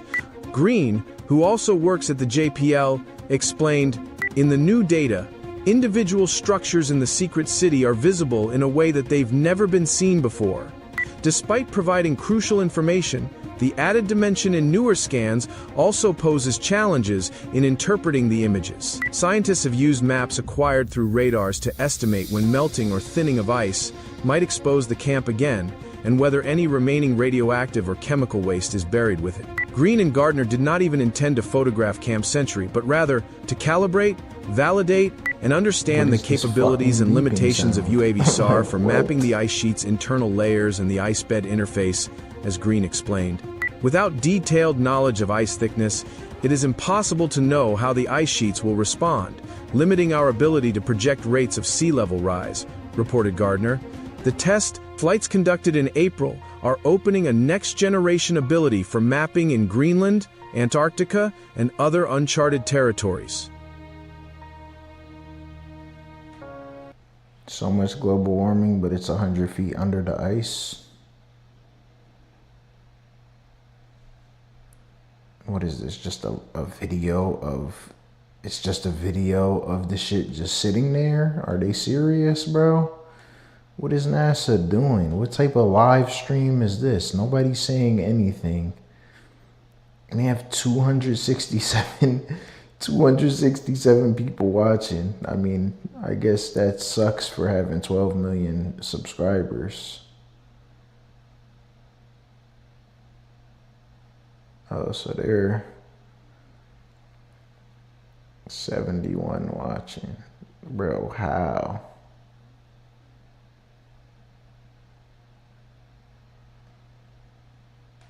That sucks.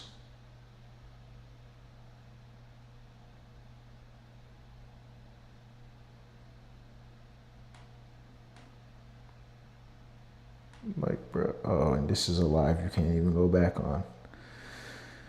Wow. Do better, NASA. Do better. Alright, since we're on the topic of Greenland, let's see this video AI Telly dropped a day ago.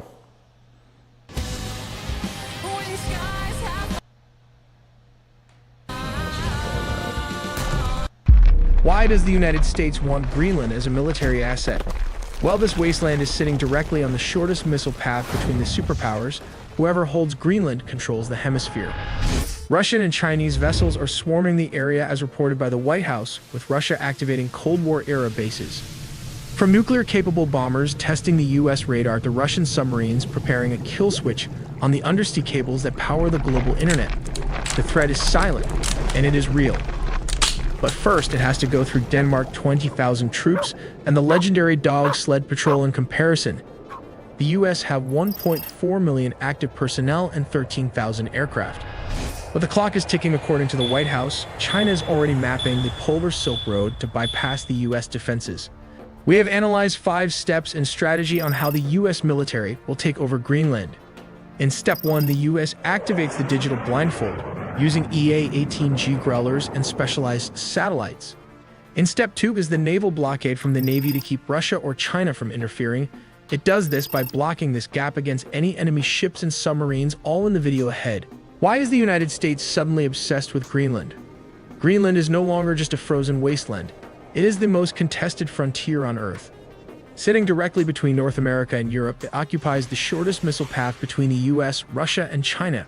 Any Russian or Chinese military takeover will become a huge threat for the US.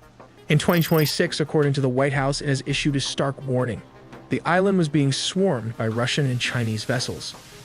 But the fear isn't just about ships. It's about a total... Yeah, but like, when did China or Russia say they're gonna take over? When did we get any intelligence that hints at that?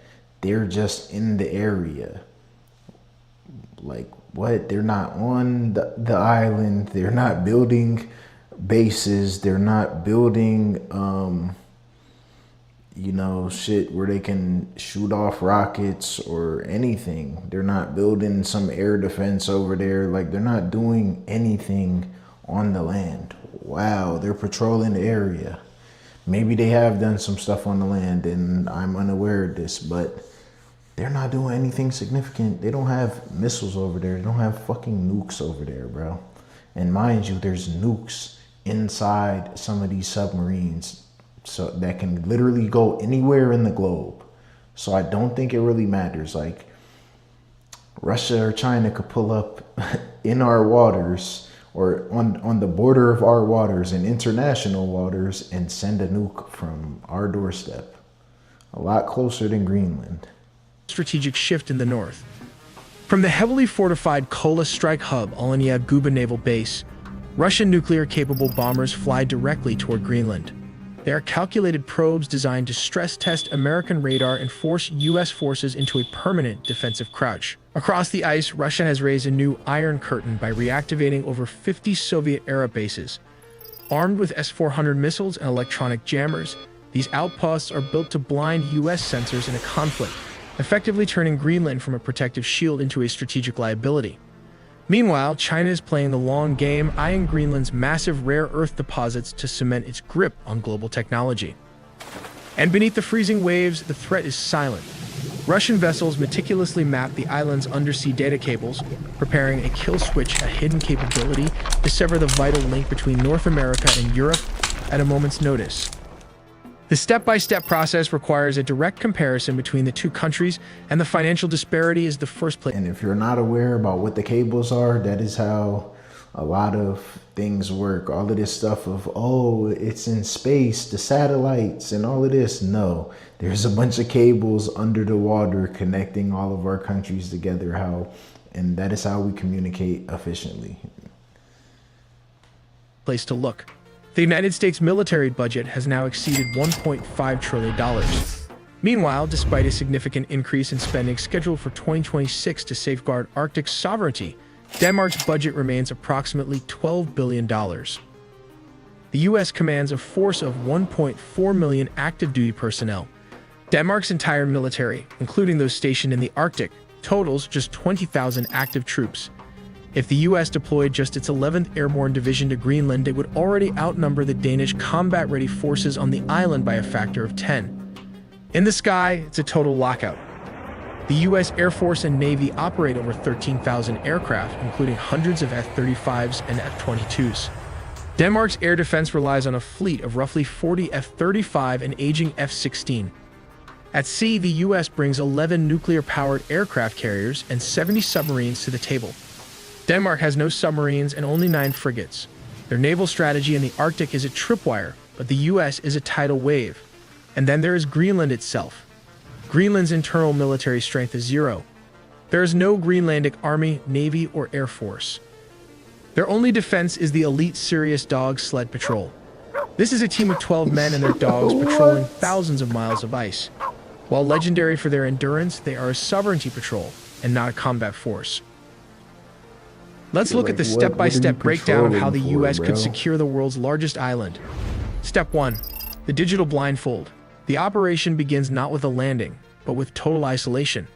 Using EA-18G growlers and specialized satellites, the U.S. pulls a digital blindfold over the island. In an instant, Greenland's external communications are jammed, completely severing the connection between the command in Nuuk and the government in Copenhagen. High above the ice, a massive combat air patrol of F-35s and F-22s takes flight from Pacific and Atlantic carriers. Their mission: enforce a total no-fly zone. Within the first hour, the sky belongs to Washington. C-17 transport planes then drop paratroopers from the 11th Airborne directly onto the runways of Kangerlussuaq and Narsarsuaq. These are the only airports capable of handling heavy machinery. Once they fall, the bridgehead is set. In step 2 here is the naval blockade. To keep Russia or China from interfering, the U.S. Navy seals the GIUK gap. Virginia-class attack submarines dive deep into the freezing North Atlantic, forming an invisible wall of sonar to hunt and deter any Russian Northern Fleet subs moving toward the coast. Off the southern shore, a U.S. carrier strike group acts as the operation's nerve center.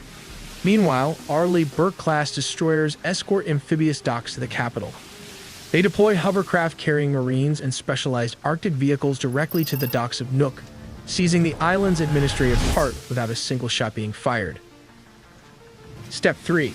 The logistics leap. Greenland has no roads connecting its towns, so the military has to jump across the tundra. What? Since heavy Abrams tanks would They sink... have no roads. Well, at least no roads connecting the towns. Like, what, bro? I guess it's too much snow and ice. Into the soft permafrost.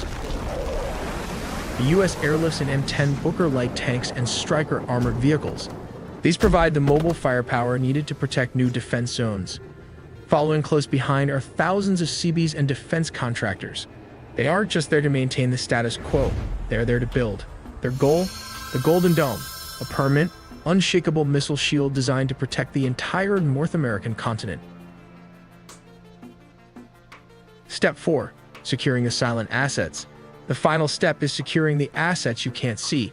Specialized dive teams and underwater drones are deployed to the... Oh, okay. So that explains a lot. So the whole reason for...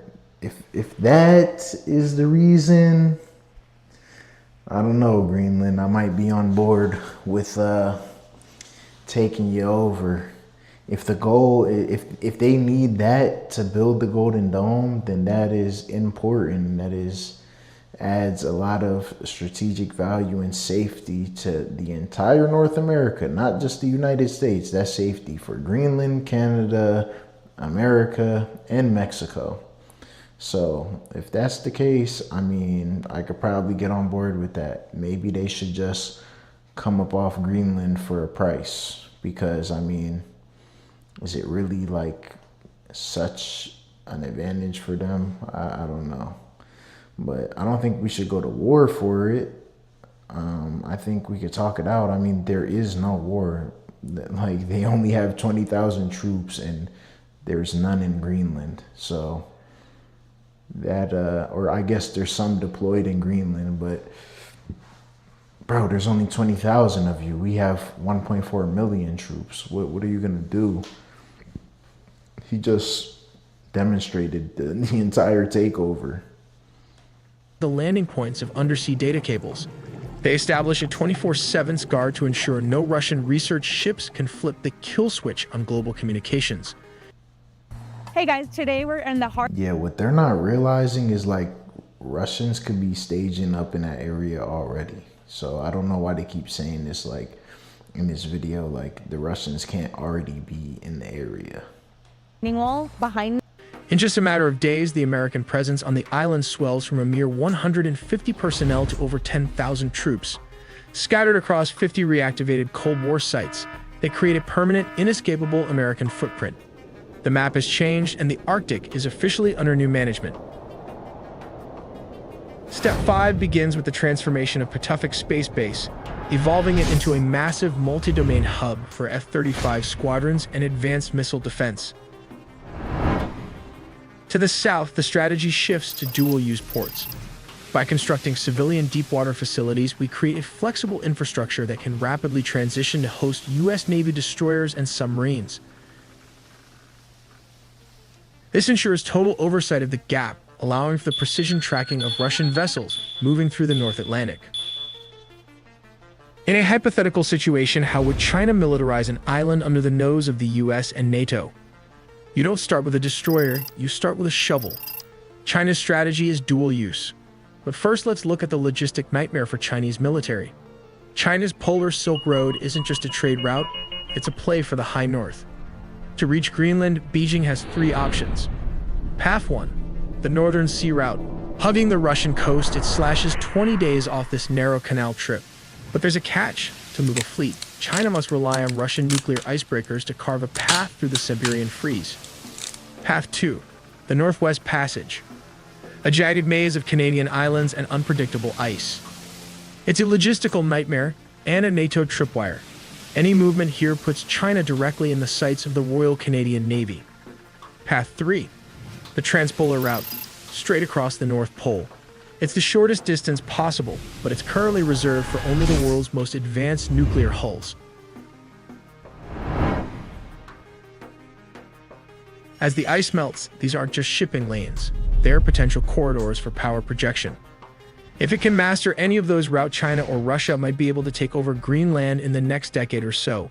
We also made a deep dive into the sea, air, and land components of the nuclear triad, so subscribe for more videos to not miss a beat.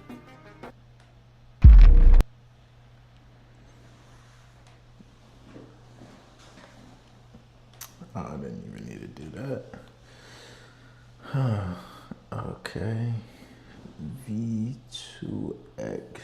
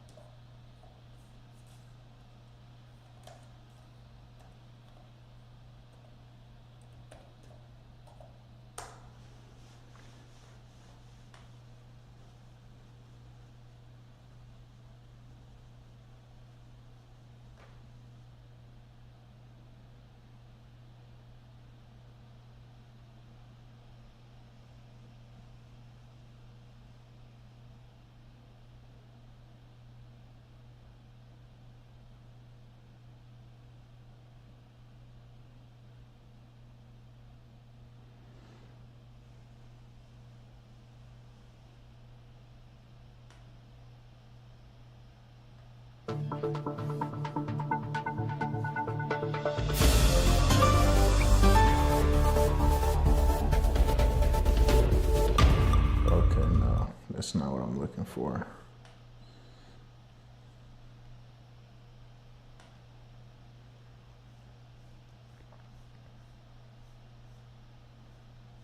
Bro, I hate that they don't have a video on this. Like, come on, bro.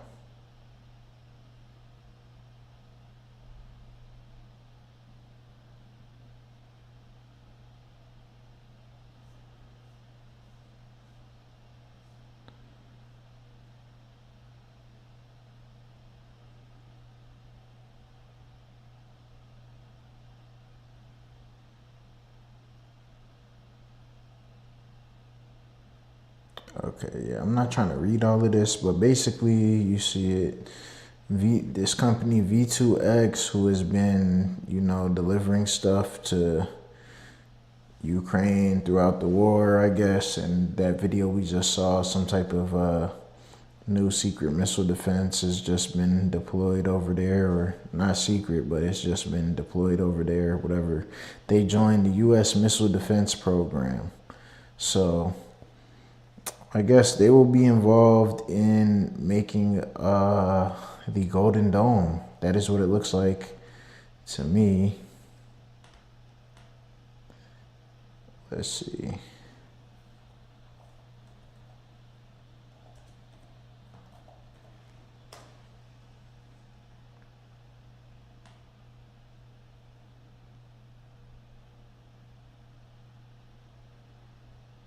Yeah, okay, I guess they don't have any videos on it yet, but they are going to be involved in making a Golden Dome. Yeah. Yeah, it says it right here. I'm looking at the article on my phone. So they are going to be the people responsible for making the missiles that are going to be a part of the Golden Dome.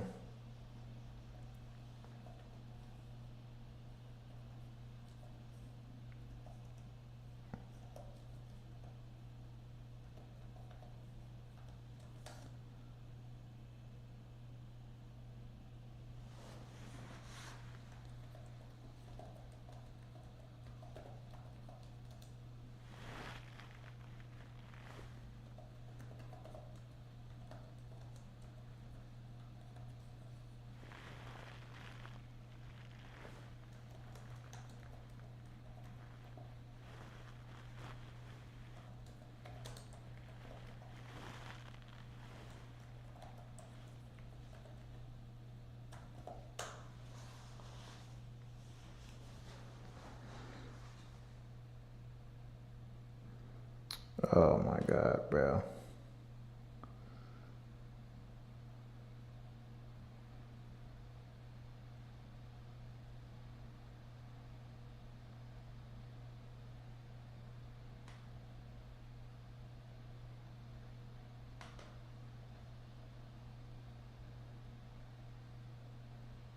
Immune cell that could slow aging and protect the body from age-related damage. The researchers found that our immune system has a special group of cells that act like cleaners for harmful aging cells inside the body. These aging cells, often called zombie cells, stop dividing and start causing trouble by releasing chemicals that trigger inflammation. Over time, they build up and speed up aging. The new study found that a type of CD4 T cell can transform into a special version called CD4 eomes. When the body detects aging cells, these immune cells switch into attack mode and start removing the harmful ones. Experiments in mice showed two important things. First, this transformation happens only when the immune system notices a rise in aging cells. Second, when scientists blocked these special cells, the number of zombie cells increased. This showed that CD4 eome cells actually protect the body from aging damage. The same effect was seen in mice with liver disease. When these special immune cells were present, there was less scarring and fewer damaged cells. The researchers say this challenges the idea that you need a young immune system to slow aging. Instead, even older immune systems have useful tools that become more active with age. Scientists still need to confirm that the same process happens in humans, and much more research is needed. But in the future, boosting these helpful immune cells could become a way to slow down biological aging. A protein found in camels and llamas could protect the brain from diseases like Alzheimer's, according to new research. Okay, that was it. But I hate these fucking clickbait titles, bro. Because they're like, oh, yeah, it's found that it can reverse aging on a cellular level, but that's not true. It was found to do that in mice, and it has yet to been tested on humans. So we do not know if that will work the exact same way in humans.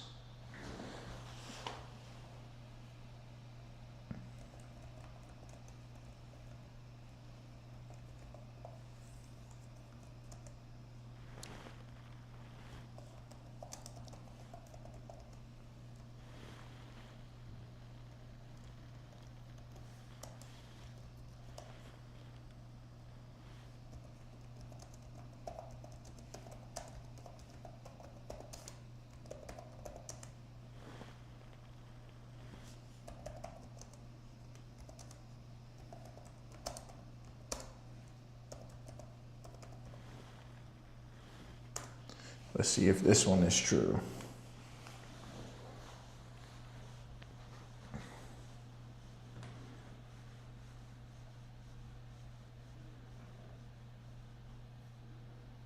Okay, this is definitely video unavailable, bro.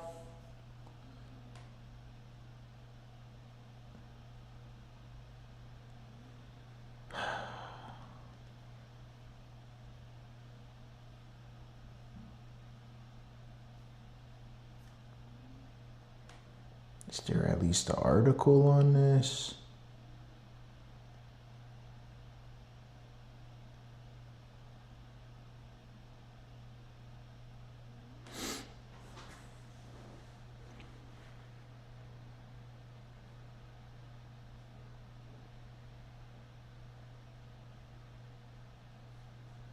Okay, so it's known to do this in lab studies. Scientists have recently reported that a strain of volcanic bacteria discovered near Mount Ararat shows the potential to destroy multiple types of cancer cells in laboratory experiments. While the results are remarkable, researchers caution that these findings are preliminary and limited to controlled lab conditions. Okay, it's probably going to get into a bunch of medical jargon that I don't really understand, and you guys don't either. I mean, we could read it. The bacteria produce bioactive compounds that appear to selectively target cancerous cells while sparing normal tissue in vitro. Early studies indicate that the compounds disrupt cellular processes essential for tumor growth and survival. The mechanism has drawn attention as a possible foundation for new cancer therapies. Researchers emphasize that success in the laboratory does not automatically translate to safe or effective treatment in humans. Extensive testing, including animal studies and clinical trials, is required to determine dosage, delivery methods, side effects, and long-term safety. Cancer specialists highlight that while the discovery is promising, it should be viewed as an experimental lead rather than a cure. Many compounds that show anti-cancer activity in vitro fail to produce the same results in patients due to complexity of human biology. Ethical reporting is critical to prevent misinterpretation. Claims that bacteria destroys every type of cancer refer to laboratory testing and do not imply immediate clinical application. Overselling results can create false hope for patients and families. The discovery underscores the value of exploring extreme environments for novel bioactive organisms. Volcanic regions, deep sea vents, and other extreme habitats may harbor microorganisms with unique metabolic properties that could inform future drug development. Overall, while the volcanic bacteria from Mount Ararat represents an exciting research avenue, rigorous scientific validation is essential. Continued study may eventually contribute to new cancer therapies, but practical application remains years away.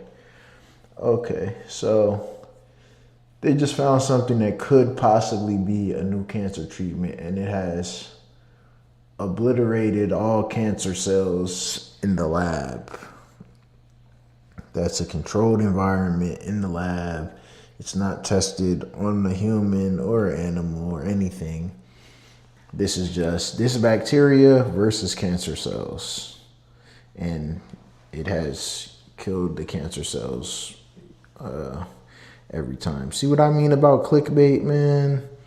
It even says, you know, about the patients and all this stuff. I mean, this picture is, yeah, this one is not that is clickbaity. It says in laboratory studies. The other one that I saw was, yeah, it's found to kill every single type of cancer cell, which made me believe that they tested this on a human or on an animal at the very least.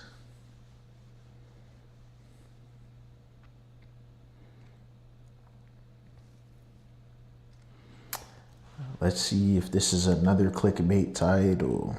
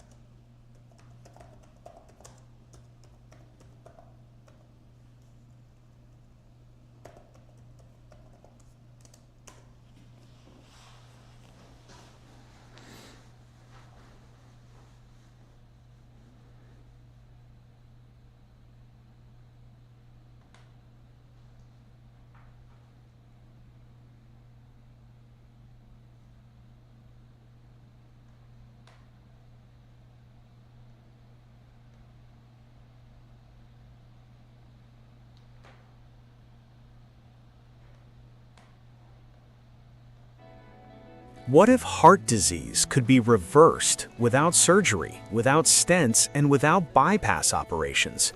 Heart attacks and strokes happen because arteries slowly clog with plaque, a buildup of cholesterol and inflammation that hardens inside artery walls.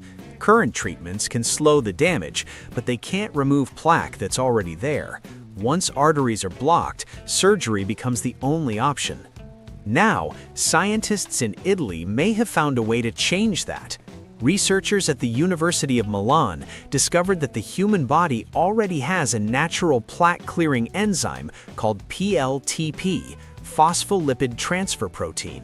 Its job is to pull cholesterol out of artery walls and transfer it to HDL, the good cholesterol, which carries it to the liver for elimination. The problem is that PLTP activity is naturally low in most people, allowing plaque to build up silently over decades. The researchers developed a targeted gene therapy that boosts PLTP activity directly inside arterial walls. In animal studies, plaque volume dropped by 40% in just 3 months. Severely narrowed arteries reopened close to normal size without drugs, stents, or surgery. The remaining plaques also became more stable and less likely to trigger heart attacks. Human trials are now recruiting patients with severe coronary artery disease who have no surgical options left. If successful, this breakthrough could transform heart treatment forever, dissolving arterial plaque from the inside out. What if heart disease could be Sounds like that would be revolutionary for the health world, man. A lot of less heart surgeries. That means a lot less people dying. I mean, I'm not sure how many people die from getting surgery, but I'm sure there's a few. And then that means also a lot less people dying from heart attacks and having heart attacks and things of that nature. It would just be like, you know, take this and you'll be good.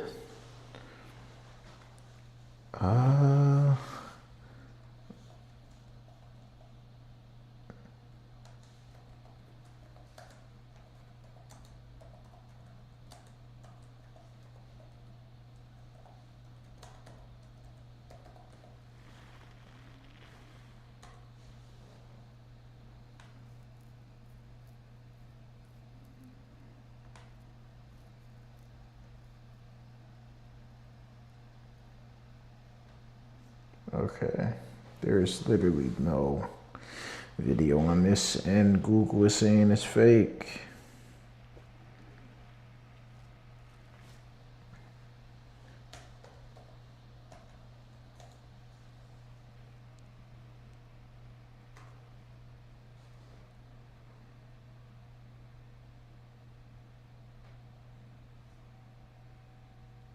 Okay. I guess that might have been clickbait.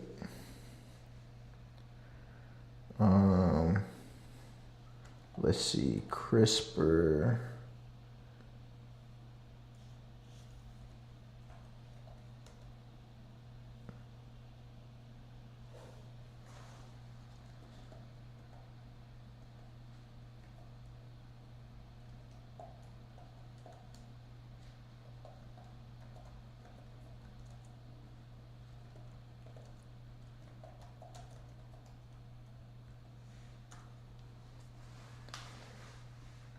Okay, CRISPR has successfully removed HIV DNA from infected cells in lab settings in early human trials. So it looks like they have a cure for HIV, I guess.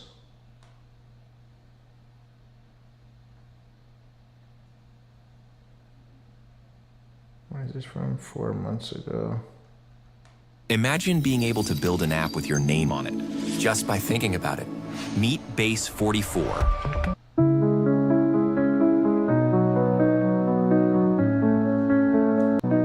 Hello and welcome to HIV-RNA Test Guide Podcast, your trusted source for HIV testing, with over 4,500 plus testing labs across the United States. You know, for decades, the search for a real cure for HIV, well, it stood as one of the most stubborn challenges in medicine, hasn't it? It really has. We've gotten incredibly good at managing it, turning it into something chronic with art. Right. Antiretroviral therapy. Amazing success there. But actually eradicating it. That's been the wall. Because HIV is just, well, it's incredibly sneaky. It is. And that's why the research we're looking at today feels like such a huge shift. Yeah. Like genuinely monumental. Absolutely. We're not just talking theory anymore. The sources point to a major lab breakthrough. Okay, let's get into it. Scientists have managed the complete eradication of HIV. Not just suppression, but eradication from human cells in the lab. And crucially, not with a new drug, but using CRISPR-Cas9 gene editing. That's the key, isn't it? This technology seems to directly tackle the core reason previous cures haven't worked. It does. It targets the virus where it hides. So for the millions affected, this is, well, it's a huge injection of hope. It shifts the whole conversation. From just managing it forever to maybe, possibly, a permanent fix. Exactly. So that's our mission for this deep dive then. We need to unpack what CRISPR-Cas9 is, how it managed this, and crucially, what massive hurdles are still there between the lab bench and, actual patients. Okay, let's start with the why. Why is HIV so hard to cure in the first place? Why isn't art enough? Right. It's not just floating around in the blood, is it? No, not entirely. The real problem is that it integrates its own genetic code, its entire blueprint, right into our DNA, our own cells' DNA. It becomes part of us, essentially. Yeah. Especially in certain immune cells, those long-lived ones, the latent reservoirs. Precisely. Resting T cells, for example. The virus's DNA just sits there, integrated, totally silent. And if it's silent, the art drugs, which mostly target active copying. They fly right past it, can't see it, can't touch it, but it's still there, waiting. Like a little genetic landmine. Stop the drugs, and boom, it can reactivate. That's the perfect analogy. And this is exactly where CRISPR-Cas9 comes in. It's not just any gene editor, it's designed for precision. Think of it like genomic surgery. Okay, so how does it work? The sources mentioned two main parts, right? First, you've got the Cas9 enzyme. That's the scissors part, the thing that actually cuts the DNA. But scissors alone aren't precise. How does it know where to cut? That's the second part. The guide RNA, or gRNA, think of it like a molecular GPS. Yeah. It's engineered, designed specifically to match the sequence of the HIV DNA that's hiding inside our own genome. So the gRNA leads the Cas9 scissors directly to the unwanted viral code. Exactly. It homes in on it, often targets specific bits of the viral code, like the LTRs. Those are critical for the virus sticking itself in and copying itself. And when Cas9 gets there, guided by the RNA, it makes a cut. A specific double-strand break in the DNA right where the HIV sequence is. The aim is to essentially cut out, to excise that entire viral blueprint. So instead of just stopping the factory from running, like art does, you're getting rid of the factory's blueprints altogether, removing the source code. Permanently. That's the goal. It's fundamentally different. Art controls replication outside the genome, mostly. CRISPR goes inside the nucleus to physically remove the integrated proviral DNA. Turning an infected cell potentially back into a healthy one? That's the revolutionary idea. Okay, theory sounds amazing. But who actually did this? The source material credits researchers where? At Amsterdam University Medical Center. They're the ones who reported this specific success. And what exactly did they achieve in the lab? Was it just reducing the virus? No, and this is critical. They achieved complete removal of the functional virus from the infected human cells they were working with. In the lab setting, of course. Complete removal, wow. But you mentioned it's not just about cutting, right? The cell has to repair itself. That's a really important detail. When DNA gets cut, the cell immediately tries to patch it up. There's a repair system called NHEJ. Non-homologous end joining. Bit of a mouthful. Yeah. But if that system just perfectly stitches the DNA back together, well, the virus might still be functional, or the cut might just get repaired in a way that doesn't disable it. So how does the CRISPR approach work around that? The trick is that NHEJ is often a bit messy. It can introduce small errors, insertions, or deletions when it patches the break. So the goal isn't necessarily a clean removal, but maybe scrambling the code at the cut site. Exactly. If the repair scrambles the critical parts of the viral sequence, the virus is permanently disabled. It can't replicate anymore. It's effectively gone. Which makes this totally different from art. Completely. Art is lifelong suppression. This holds the potential for a one-time treatment. A genuine cure. Eliminating the need for daily pills forever. That's the dream for millions. It truly is. It addresses the... Okay, so this sounds like fucking AI, and I'm done listening to this. I think I've heard enough that I need to hear. So it seems like they're using mRNA to attack the HIV because it makes its own DNA sequence within your body, and that's why it's so hard to get rid of. But it targets the DNA sequence and cuts it out of cells, and there's a potential risk for it to cut the wrong thing out. It seems like it's a risk, but I'm confident they'll eventually perfect this, man. They'll probably eventually perfect this, and there will be a cure for, just like HIV all around. Well, and that video is from 4 months ago. This right here from the AI overview on Google, it says, yes, CRISPR has successfully removed HIV DNA from infected cells in lab settings and early human trials, showing promise by excising the viral genome and reducing latent reservoirs. But it's not a cure yet, facing challenges like targeting all dormant virus, ensuring safety, avoiding off-target edits. Yeah, that's what they were just talking about, cutting the wrong thing, and achieving complete eradication. Though a phase one half trial, EBT 101. What? Why would they name it that? showed promising safety and viral clearance from blood, with delayed rebound in one patient, marking a significant step towards a potential cure. So, I mean, it seems like they've got this cure down pat. They're almost there. They're almost there. They're starting to cure some folks.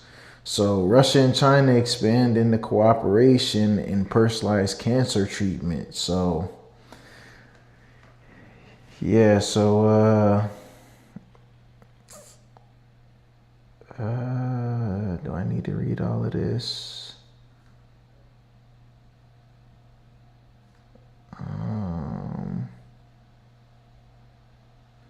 All right, scientists from Sechenov First Moscow State Medical University and medical specialists in China have agreed to strengthen cooperation in personalized cancer treatments using cutting-edge cell technologies and genome editing. The agreement was reached during a working visit by experts from Sechenov University's Institute of Personalized Oncology to major university hospitals in Shanghai, according to the university's portal. As part of this visit, the Russian delegation held meetings at Shanghai's Six People's Hospital, which is affiliated with the Shanghai Jiao Tong University School of Medicine, as well as at a national center responsible for the standardization and quality control of cell technologies. The talks focus on China's hands-on experience in developing personalized anti-cancer vaccines and applying innovative cell-based therapies in clinical practice. According to Marina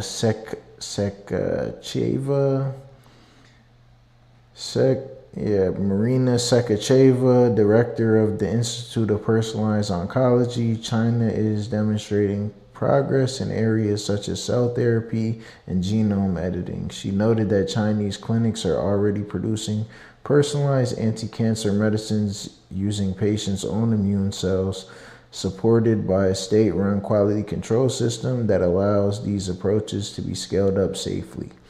In addition, the university has successfully completed preclinical trials of Russia's first immuno-engineered cell therapy for forms of breast cancer resistant to standard treatment using TCR-T technology. The source states that the visit concluded with agreements to jointly study a Chinese-developed immuno-oncology drug for nasopharyngeal and esophageal, I don't know, cancers, which is now being introduced at Sechenov University's Clinical Center, and to prepare for a memorandum covering future research and educational collaboration. Okay.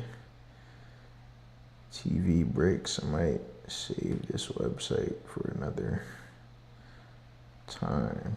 Talk about some brick stuff.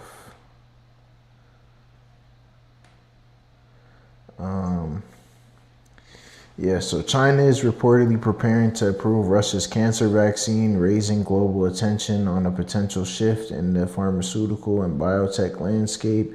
The vaccine, designed to stimulate the immune system to target multiple tumor types, could offer a new approach to cancer treatment. Analysts suggest that widespread adoption in China may challenge traditional Western vaccine markets and disrupt an industry valued at approximately $2.6 trillion. Hold on, when was this from?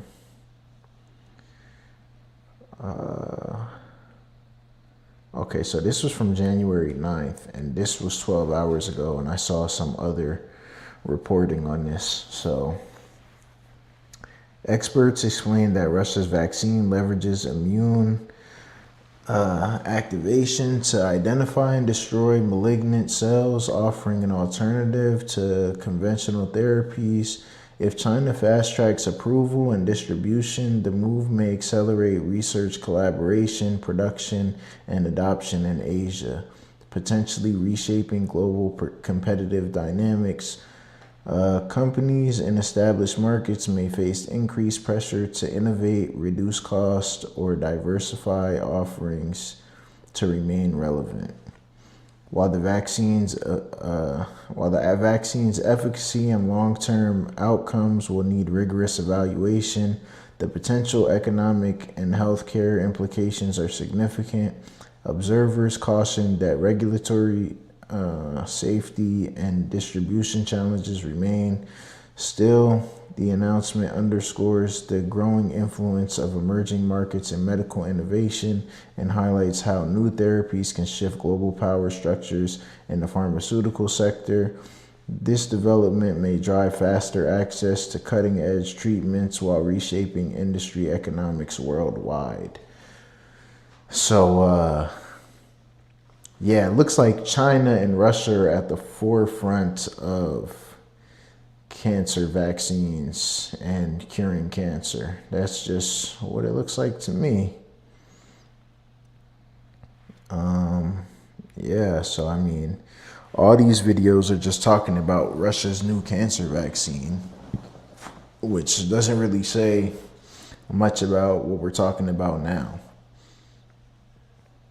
But yeah, I mean, I guess we could watch this so people are informed on what exactly it is.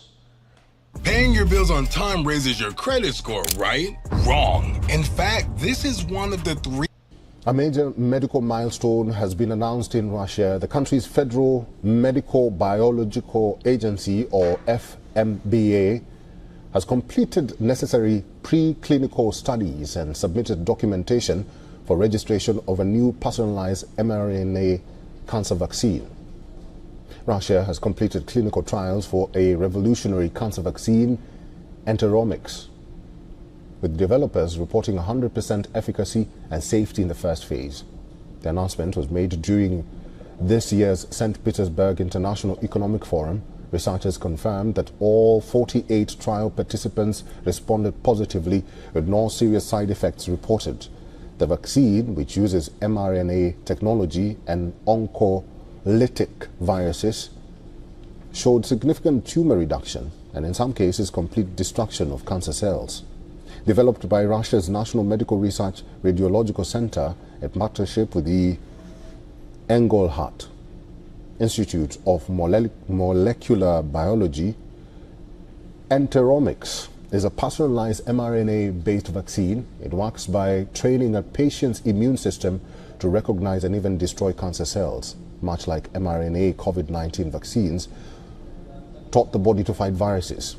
The vaccine also incorporates 4 harmless viruses that directly attack the tumor, a method known as oncolytic virotherapy, while triggering the immune system to launch a full-scale assault on cancerous tissues. With clinical trials complete and safety confirmed, all that remains is final approval by Russia's Ministry of Health. If granted, Enteromics would become the world's first public personalized mRNA cancer vaccine, a potential game changer in the global fight against cancer. The initial focus will be on patients with colorectal cancer, with plans to expand therapy to aggressive cancers like melanoma in the future. Enteromics represents a bold step towards truly personalized cancer treatment tailored to attack each patient's specific tumors.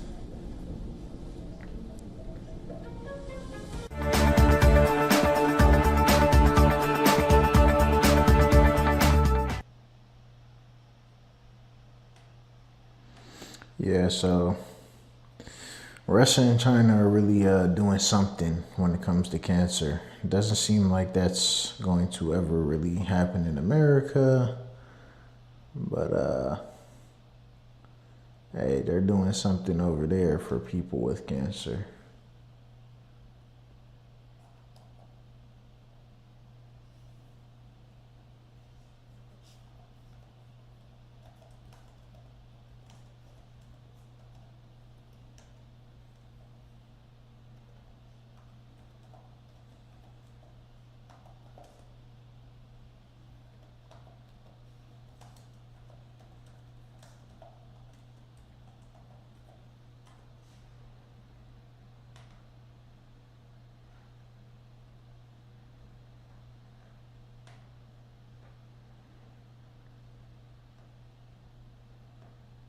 Is this old or something?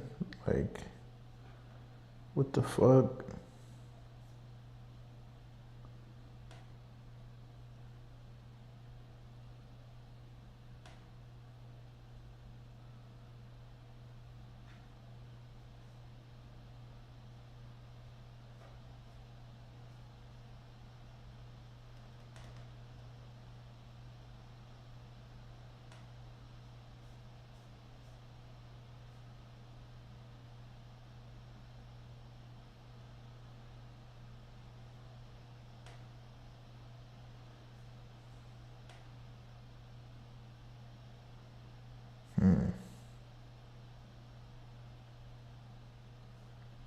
Okay, let's watch this and see if it's the same thing.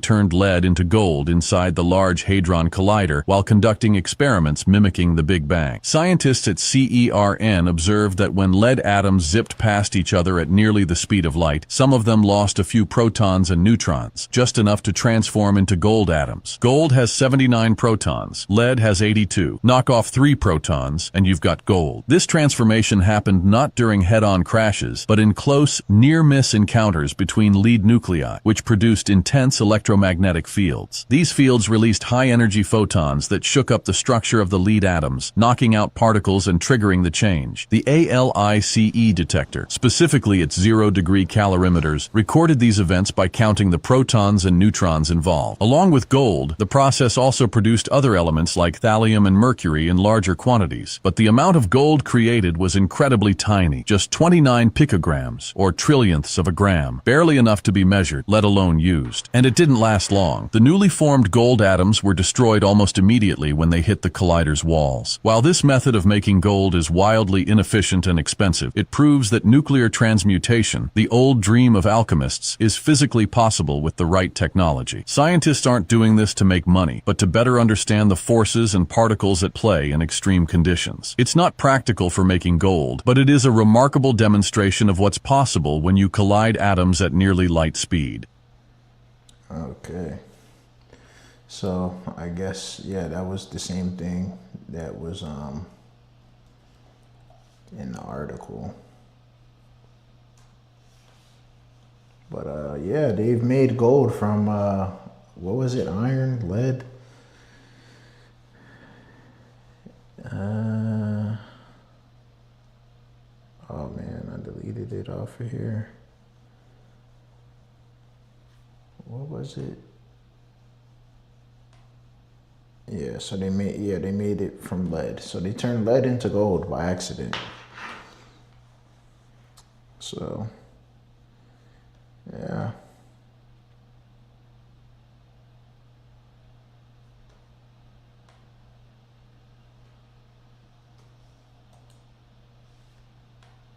Oh my God.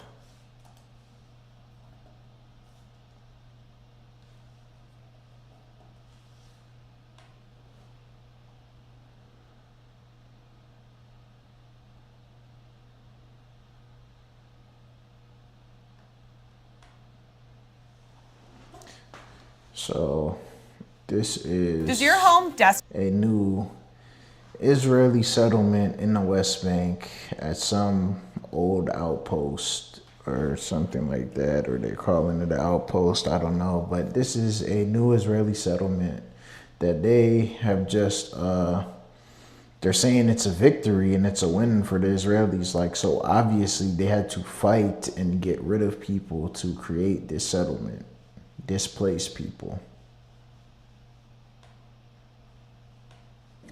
1 month, that's how long it took for a small settlement of Israeli settlers to go from unauthorized to fully legal in the occupied West Bank. Recently, Israeli settlers celebrated a major milestone in West Bank. It's literally that easy for them. They're like, all right, we're going to go in the West Bank. We're going to set up shop here. We're going to run off all the people. And then the government's going to back us after. And they know that, so that's why they do these things. As a previously unauthorized outpost became a fully recognized settlement in record time. The site, which is now called Yatziv, sits just south of Jerusalem, overlooking the Palestinian town of Beit Sahur.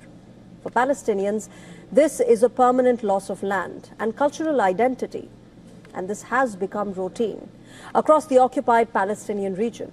Over the years, plans for Palestinian infrastructure on the hilltop region, including a children's hospital, have been reportedly and repeatedly blocked, clearing the way for settlement expansion. Israeli soldiers have been directly involved, helping residents connect water and other services while providing security on the hilltop. Remember, these settlements are widely considered. So it's not approved by the government until now, but your army was helping the citizens do this and running security for them and helping them block a Palestinian hospital for children and all of this. But I thought there's no annexation of the West Bank. I'm not gonna allow it. Donald Trump, I'm not gonna allow the West Bank to be annexed. Is not on my watch. Netanyahu, you better get your act together, because I will not allow the West Bank to be annexed. The fuck is this, bro? What is this? And this isn't the first one since he said that. It's been going on. It's going to keep going on. And nobody's doing nothing about it. Illegal under international law. Critics say that they pose a serious obstacle to any potential two-state solution. In East Jerusalem, meanwhile, Israeli bulldozers began demolishing the headquarters of the UN Agency for Palestinian Refugees, or the UNRWA. The United Nations called the demolition unprecedented, a violation of international law and a great. They're talking about UNRWA in this one too, so I don't have to go look it up. Yeah, they went inside first and removed the UN flag and put up the Israeli flag, like they conquered the UNRWA building and took it over, which is a violation of international law. It's a violation. You're a part of the UN, right? It's a violation of UN codes and whatever things that they agree to being a part of the UN. There is things in place to prevent things like this. It says, I read it yesterday. It says that all UN property around the globe in any country is sovereign UN land. It's UN property. You cannot touch it. You cannot move it. You cannot displace them. You cannot do anything. Once it's there, it's established and it's property of the United Nations. No one else. But they went up there, took down the UN flag, put up their Israeli flag, kicked everybody out, and then destroyed the building hours later.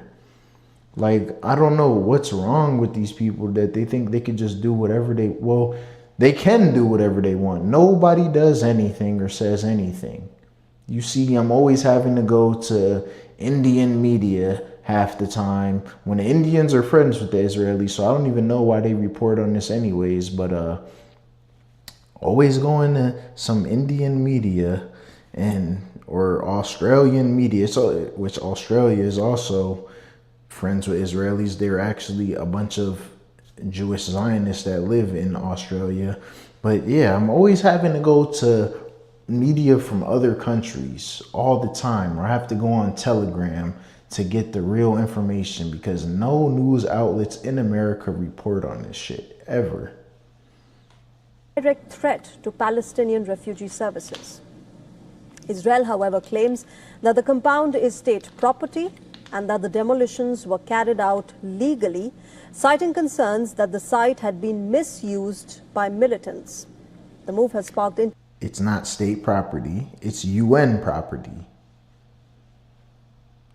I just said this, it's UN property. There is some type of documentation from the UN that says all UN property is UN property. No one else. You can't touch it.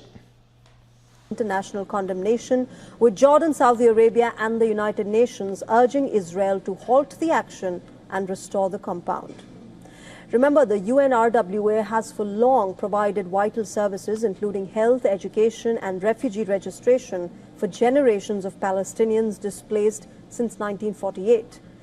Critics say that these demolitions risk erasing not just buildings but Palestinian refugee identity itself. The fast-track settlement approvals, along with demolition of offices that aid Palestinians, just highlights the rising tensions in West Bank and Jerusalem as Israel continues to expand its presence in the disputed territories. Yeah, like, bro, they're just terrorizing these people and think that nothing's gonna ever happen or they're untouchable. Like, come on, bro. It's really ridiculous at this point. Whoa, what?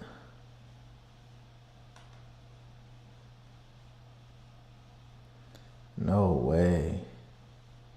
So my main Palestinian channel that I check in with hasn't had anything posted since Sunday. That is alarming.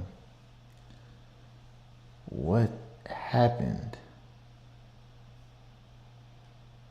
What?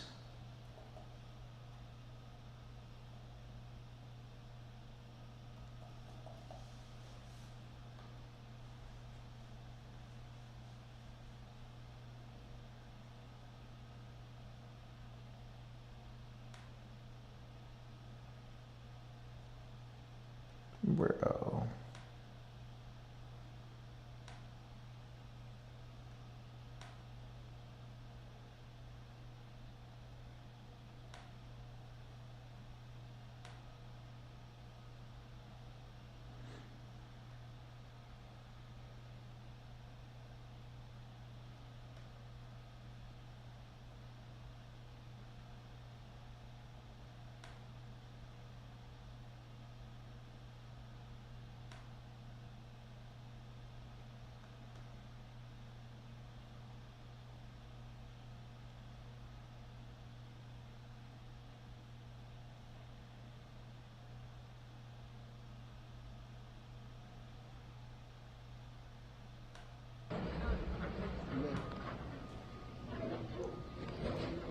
Well, this is them demolishing the UN headquarters over there, and it says they plan to build 1,400 units over here for Israelis. So 1,400 apartments, or yeah, probably apartments, are to be built right there.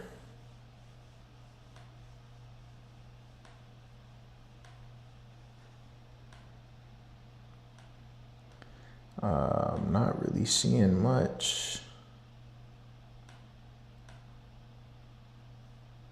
Man, it's looking like I'm gonna have to find a new Palestinian channel that's good. I mean, I have other Palestinian channels. They're just not as good as this one that I was in. This one was so good and accurate, like had so much information coming out of there on this channel, man. I got Eye on Palestine right here, but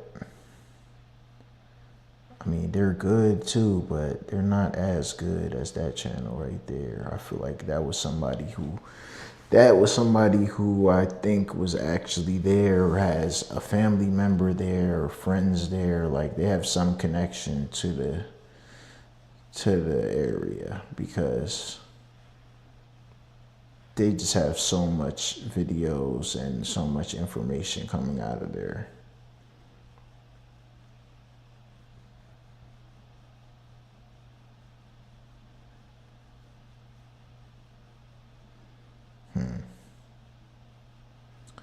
Bro, what is this? This is like a thing. I keep seeing videos. I've seen 2 different videos now of Israeli settlers kicking people's cats.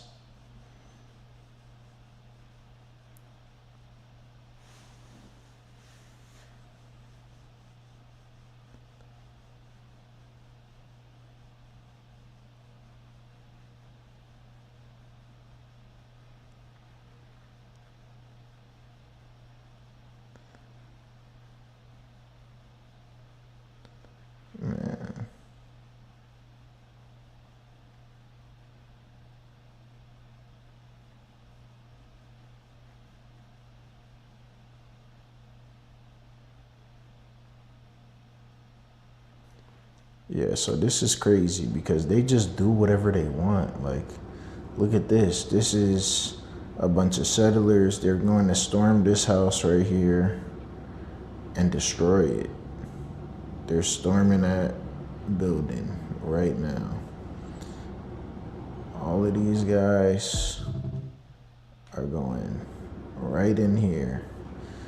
Watch, I got the next video right here for you guys.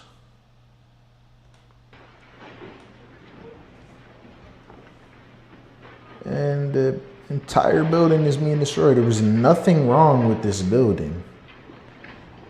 Literally nothing. It looks beautiful.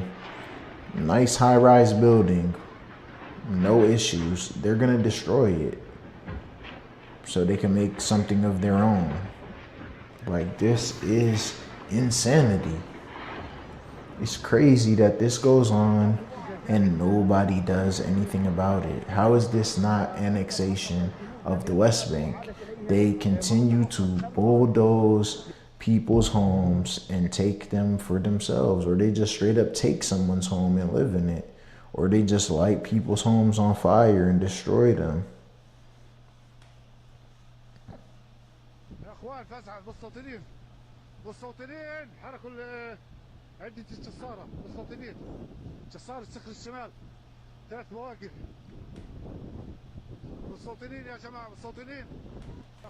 Okay, and it says this is Palestinian equipment that the Israeli settlers set on fire. So it says settlers set all of that on fire.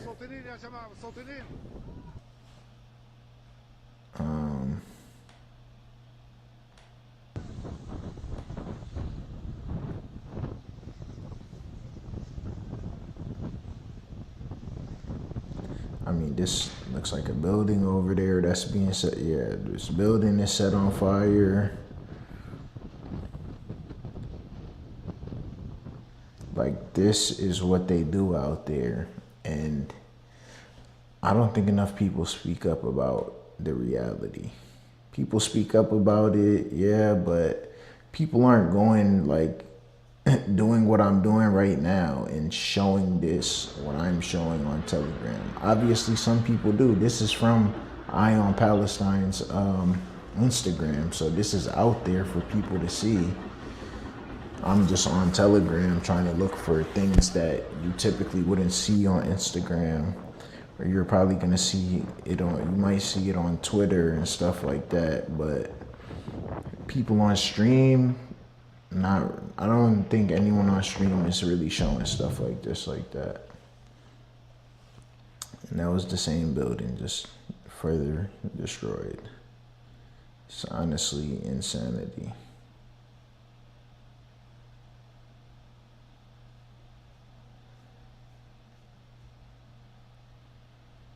What is this? Lebanon. Of course, that looks so bad.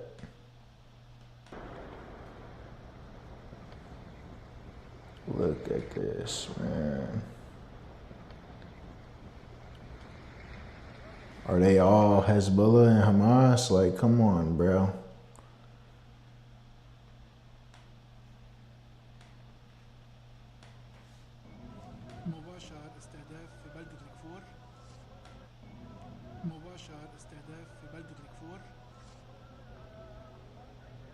Pretty sure this is the same explosion, a different angle. It might not be though, but I think it is. Okay.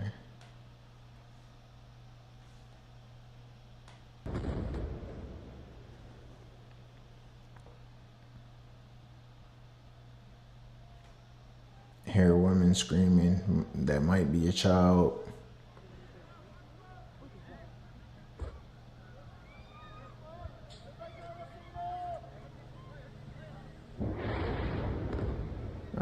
And there goes another explosion.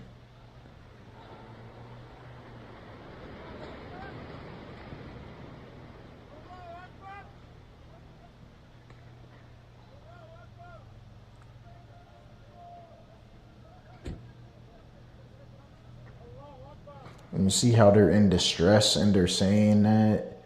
Yeah, because it just means God is good in Arabic.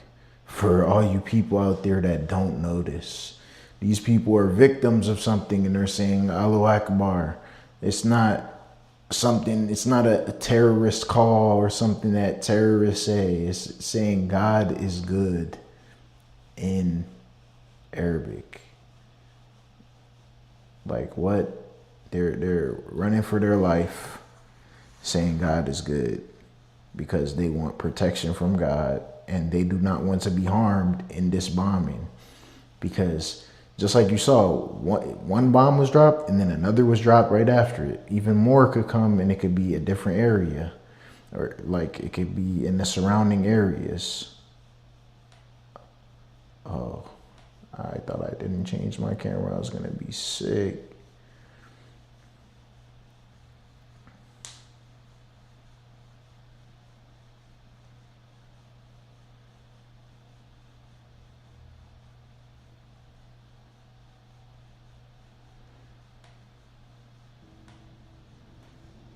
What is this? This says bombings carried out in Gaza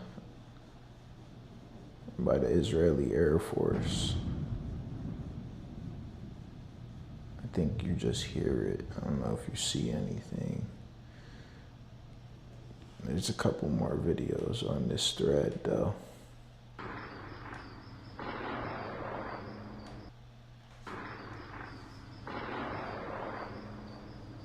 Heavy shooting near yellow line. Is the war back? Question mark. I mean, honestly, the war never ended. It just slowed down. The war never ended. And that is a true statement.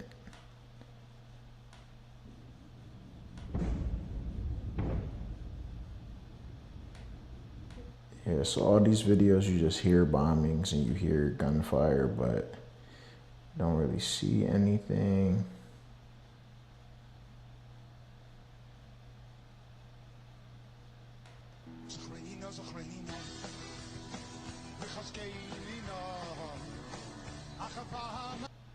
Okay, so this video is 2 minutes long. I've showed some of this video on stream already.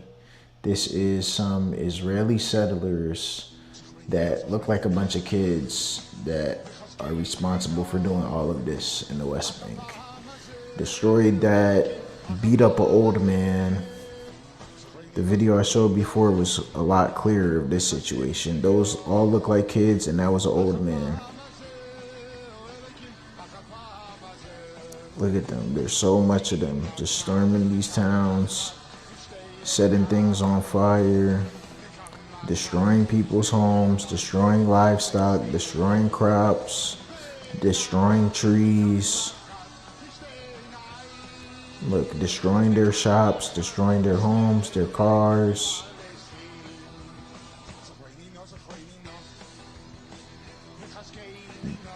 Putting people in the hospital, putting graffiti everywhere.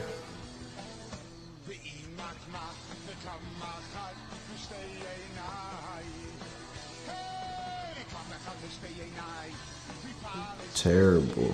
Like, what is this, bro?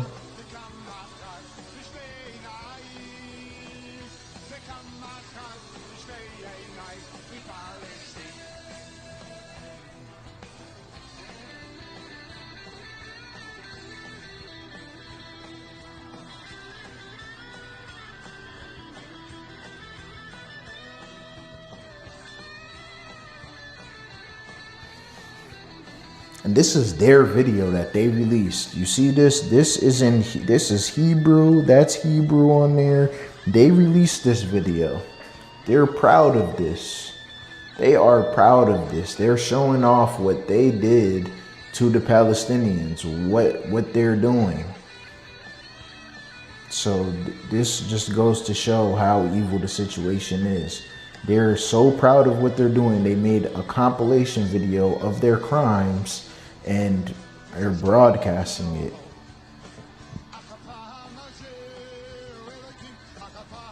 And then for you to say that this isn't an apartheid, this isn't an occupation, this isn't unjust, unfair, I'm pretty sure under Israeli law, this is illegal. But nothing's gonna happen to them because they're no one. Oh, jeez. But nothing's gonna happen to them because they're no one. Like, there's been charges against Ben Gvir for like doing stuff to Muslims, but I'm sure he only got charged because he's a public figure and what he's done is known. Like, if he's not a public figure and it could go under the radar, then that's what it's gonna be.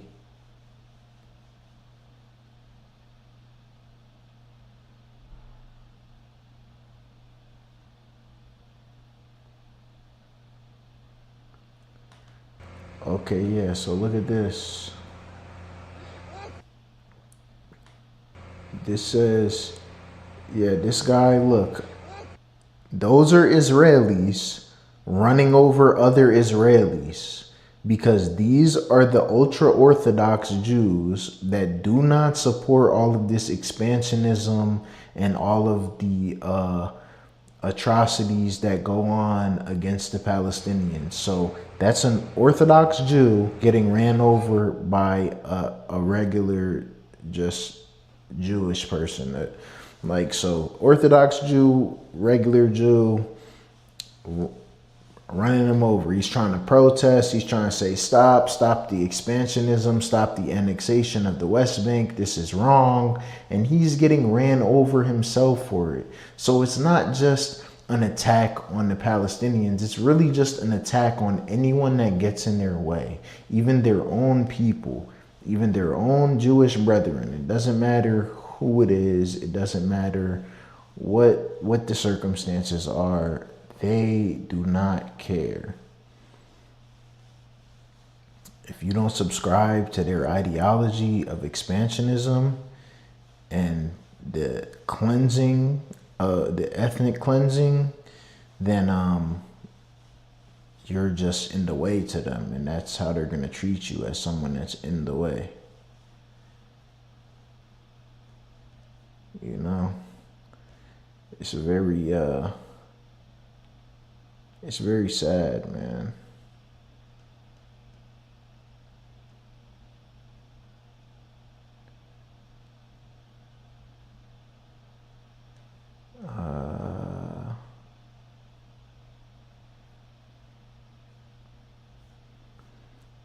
Okay, so what's this?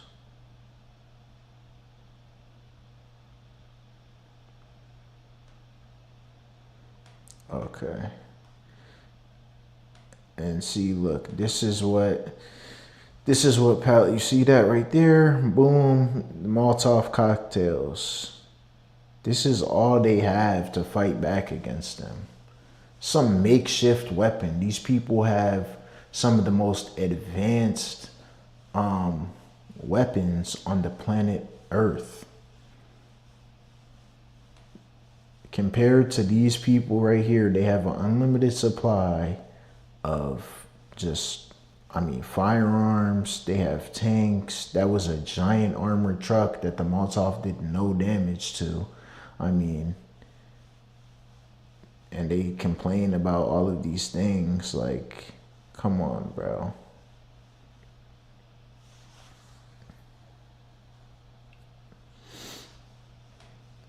This is Lebanon again.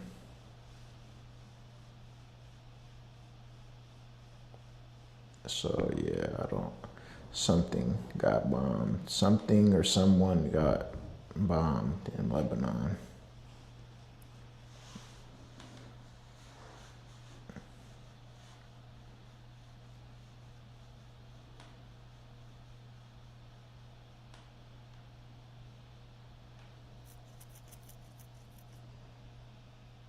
So this is a UN headquarters in Jerusalem.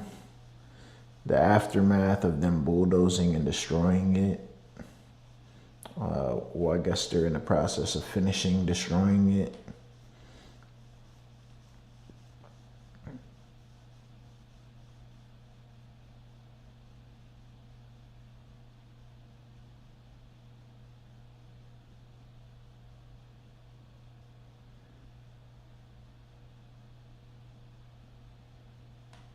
you want your war and peace to replace the UN? Well, it might. I mean, the UN just hasn't been very helpful. I'm a big fan of the UN potential, but it has never lived up to its potential. The UN should have settled every one of the wars that I settled. I never went to them. I never even thought to go to them. They should be able to settle those wars. I believe you got to let the UN continue because the potential is so great. So is this like, did they feel like this was their cosign? Like, yeah, Trump said this, so we're good. Like, is that the situation?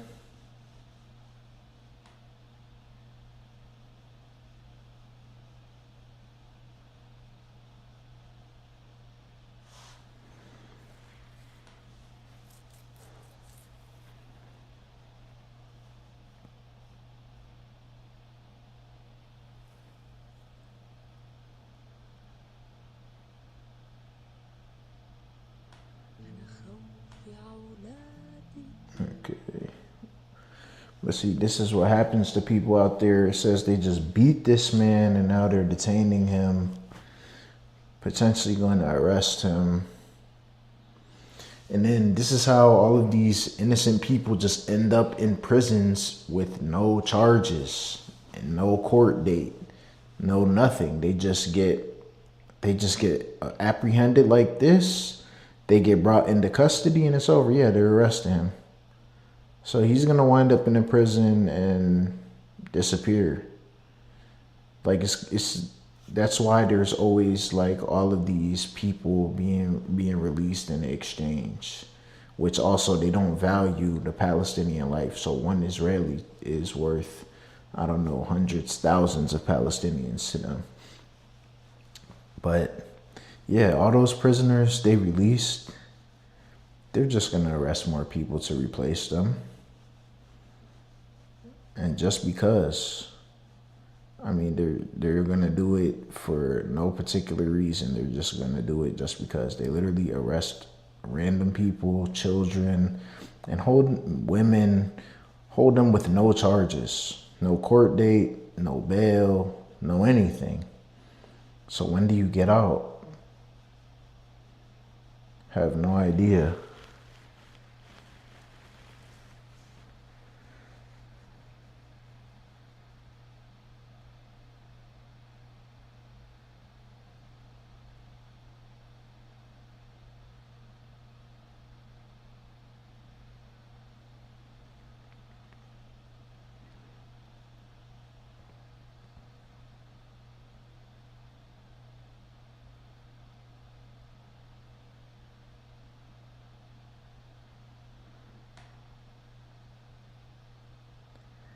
Okay, yeah, so yeah, that stuff that I showed before where the Israelis set fire to all the equipment and stuff, yeah, that was definitely Palestinian equipment that they used for a small village.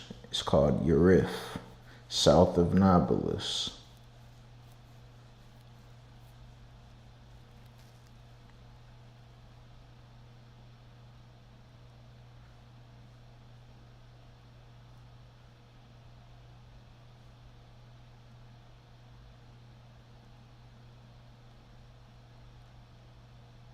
It's just unbelievable, man. And this is a drone strike on a vehicle in southern Lebanon. You see all this debris in the road and the vehicle all the way over there burning.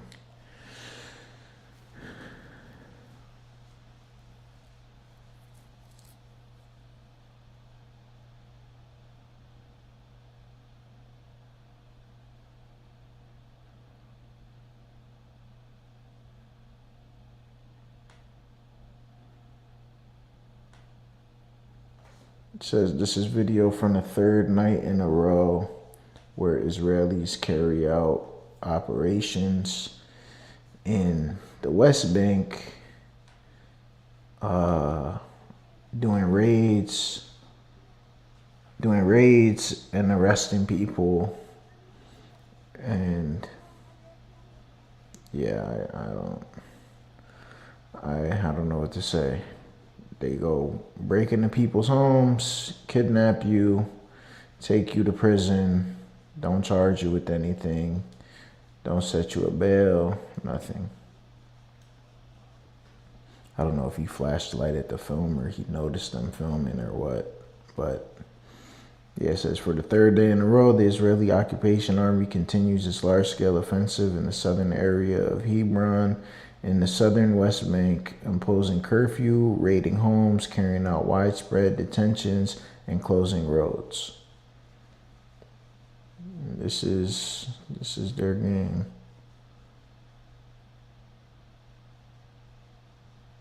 Israeli settler militias let their sheep graze on Palestinian land near the village of Al-Mughayher, northeast of Ramallah, aiming to permanently occupy as much land as possible through grazing.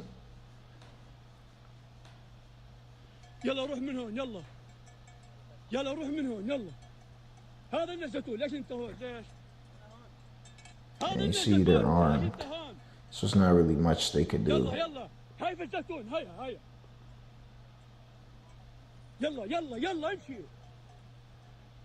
يلا امشي هاي هاي يلا يلا. And they're telling him to chill out. Like, bro, you're on his land with your sheep and fucking donkey. Like, get the fuck out of here, bro. Go.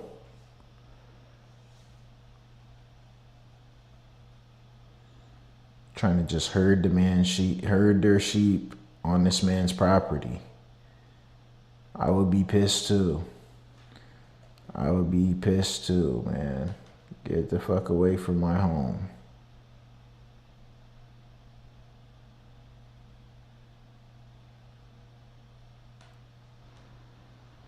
More footage from the raids. And it says that's Palestinian youth, so I'm assuming that's like a kid or a teenager, early 20s, something, a young person.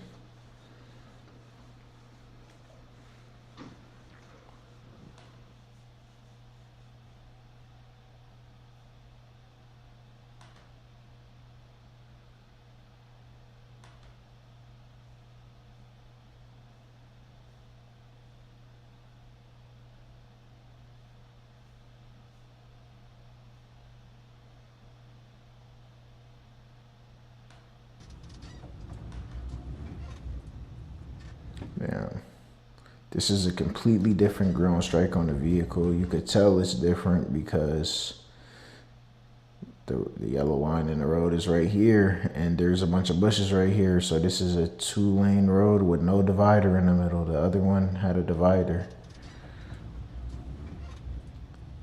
So yeah, it's a completely separate drone strike on the vehicle in Lebanon. This is like a common almost everyday occurrence. I've seen drone strikes on vehicles and bombings of villages almost every single day I've ever been on Telegram since I've had these channels. Oh man.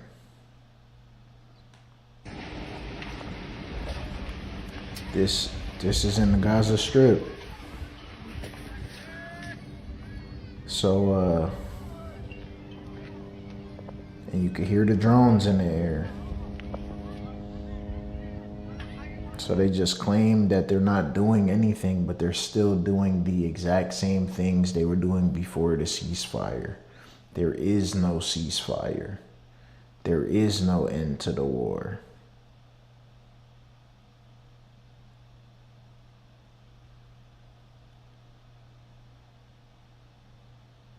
Yeah, and all of this was from the past 2 days, 20th and 21st.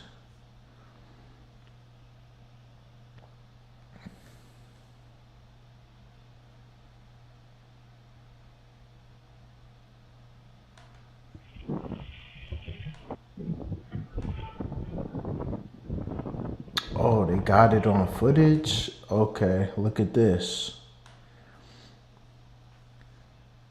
So just for the people that, with everything, these people say, oh, it's Pallywood. They're just doing this themselves and they're trying to blame us Jews for this. It's Pallywood. Oy vey.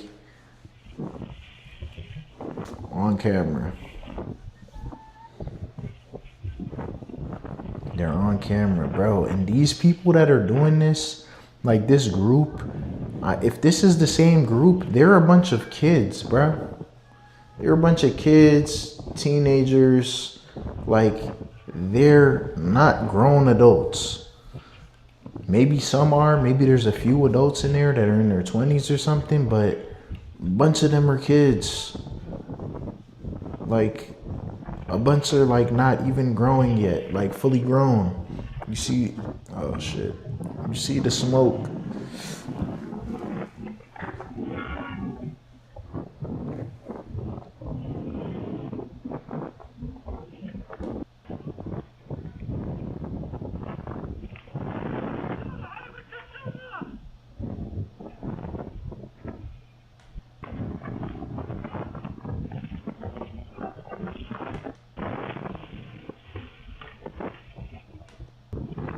Yeah, bro. Set their shit on fire. Set the car on fire. Oh, man.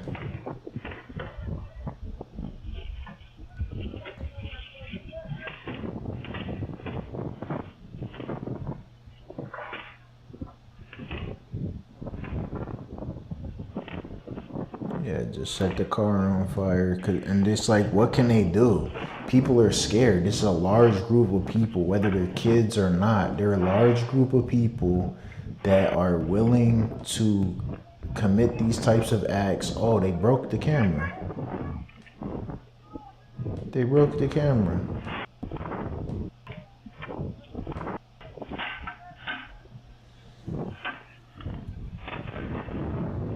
Yeah, look, he has a pole in his hand, breaking the camera. You could literally see him. What is this? What is this? Pole in his hand, destroying the camera. You're already caught, bro.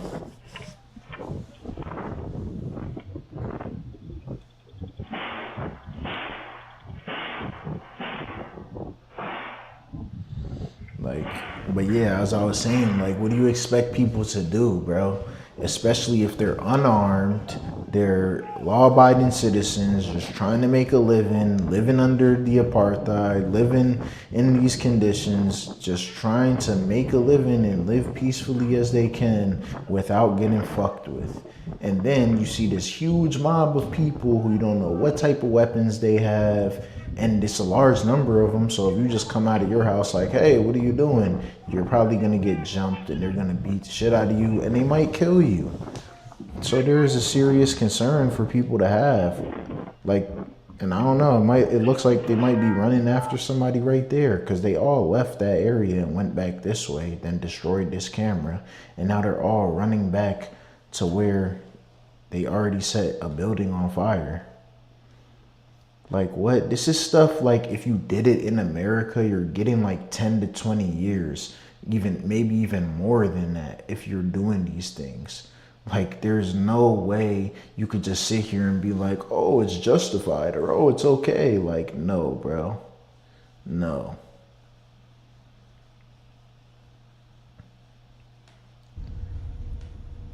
Look at this. This is Israeli settlers blocking the entrance into a Palestinian village, trying to keep people out of their own village to go to their own homes.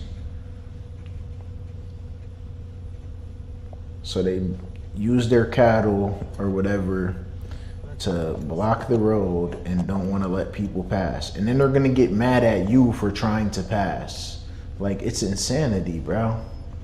It's a different level of insanity. Like, it's honestly ridiculous. Okay, yeah, this is also, I mean, I don't know if this is, I guess this is a Palestinian channel, because it is the Keeds News Network. That is Jerusalem, what they call Jerusalem. So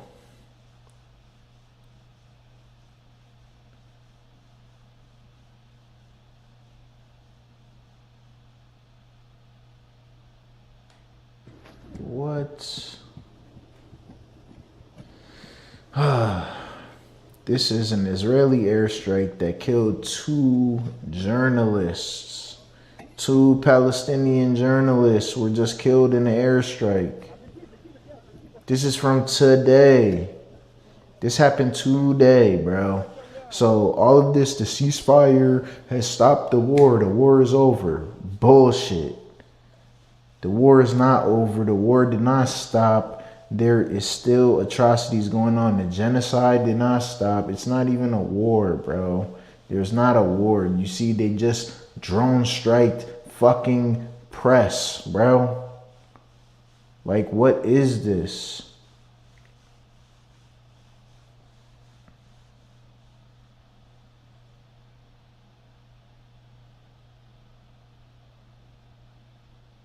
I think they were Egyptians, but they're still journalists. They have an emblem on their vehicle of a journalist organization. They are journalists. Like, this is a violation of the ceasefire, and you killed Egyptians now, who you're supposed to be cool with.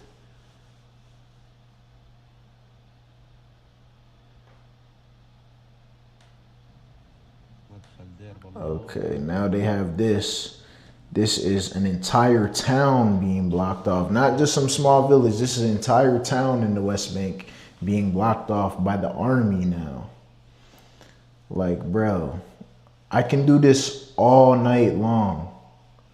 Honestly, I can literally do this all night long, bro. Like, there is just endless atrocities on here, bro.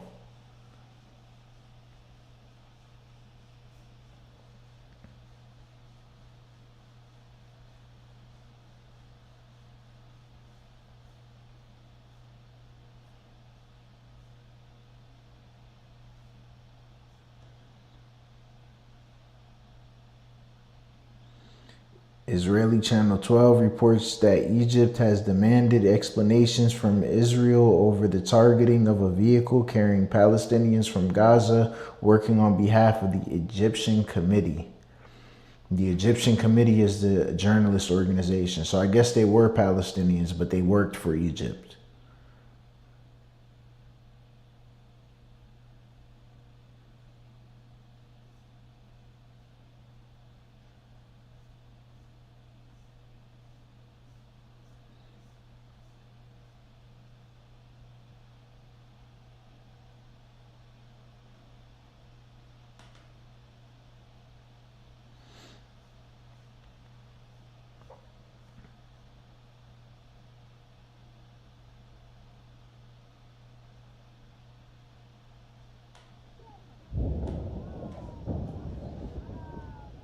This is in Lebanon.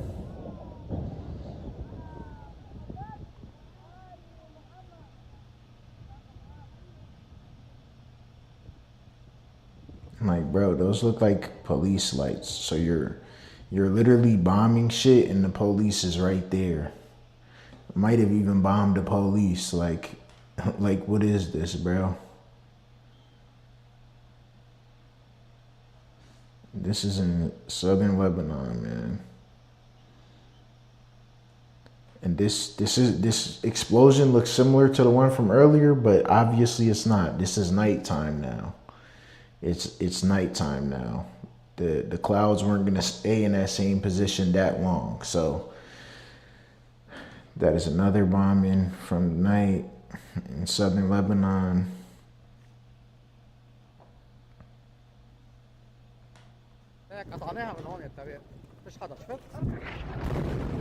Oh my God.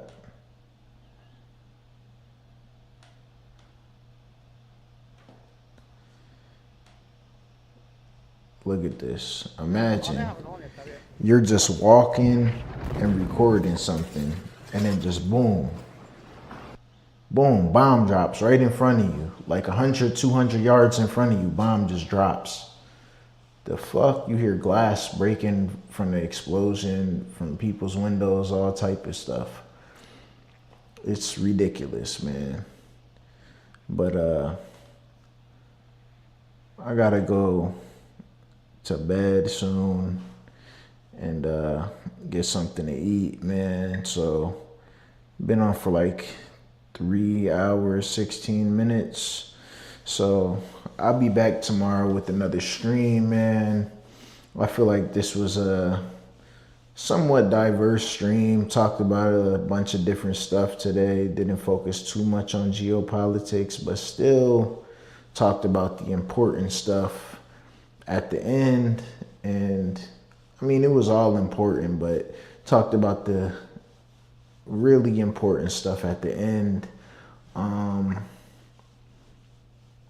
Yeah, I think tomorrow I might do some stuff like this on what's going on in Africa. I was supposed to do this a while ago and haven't yet.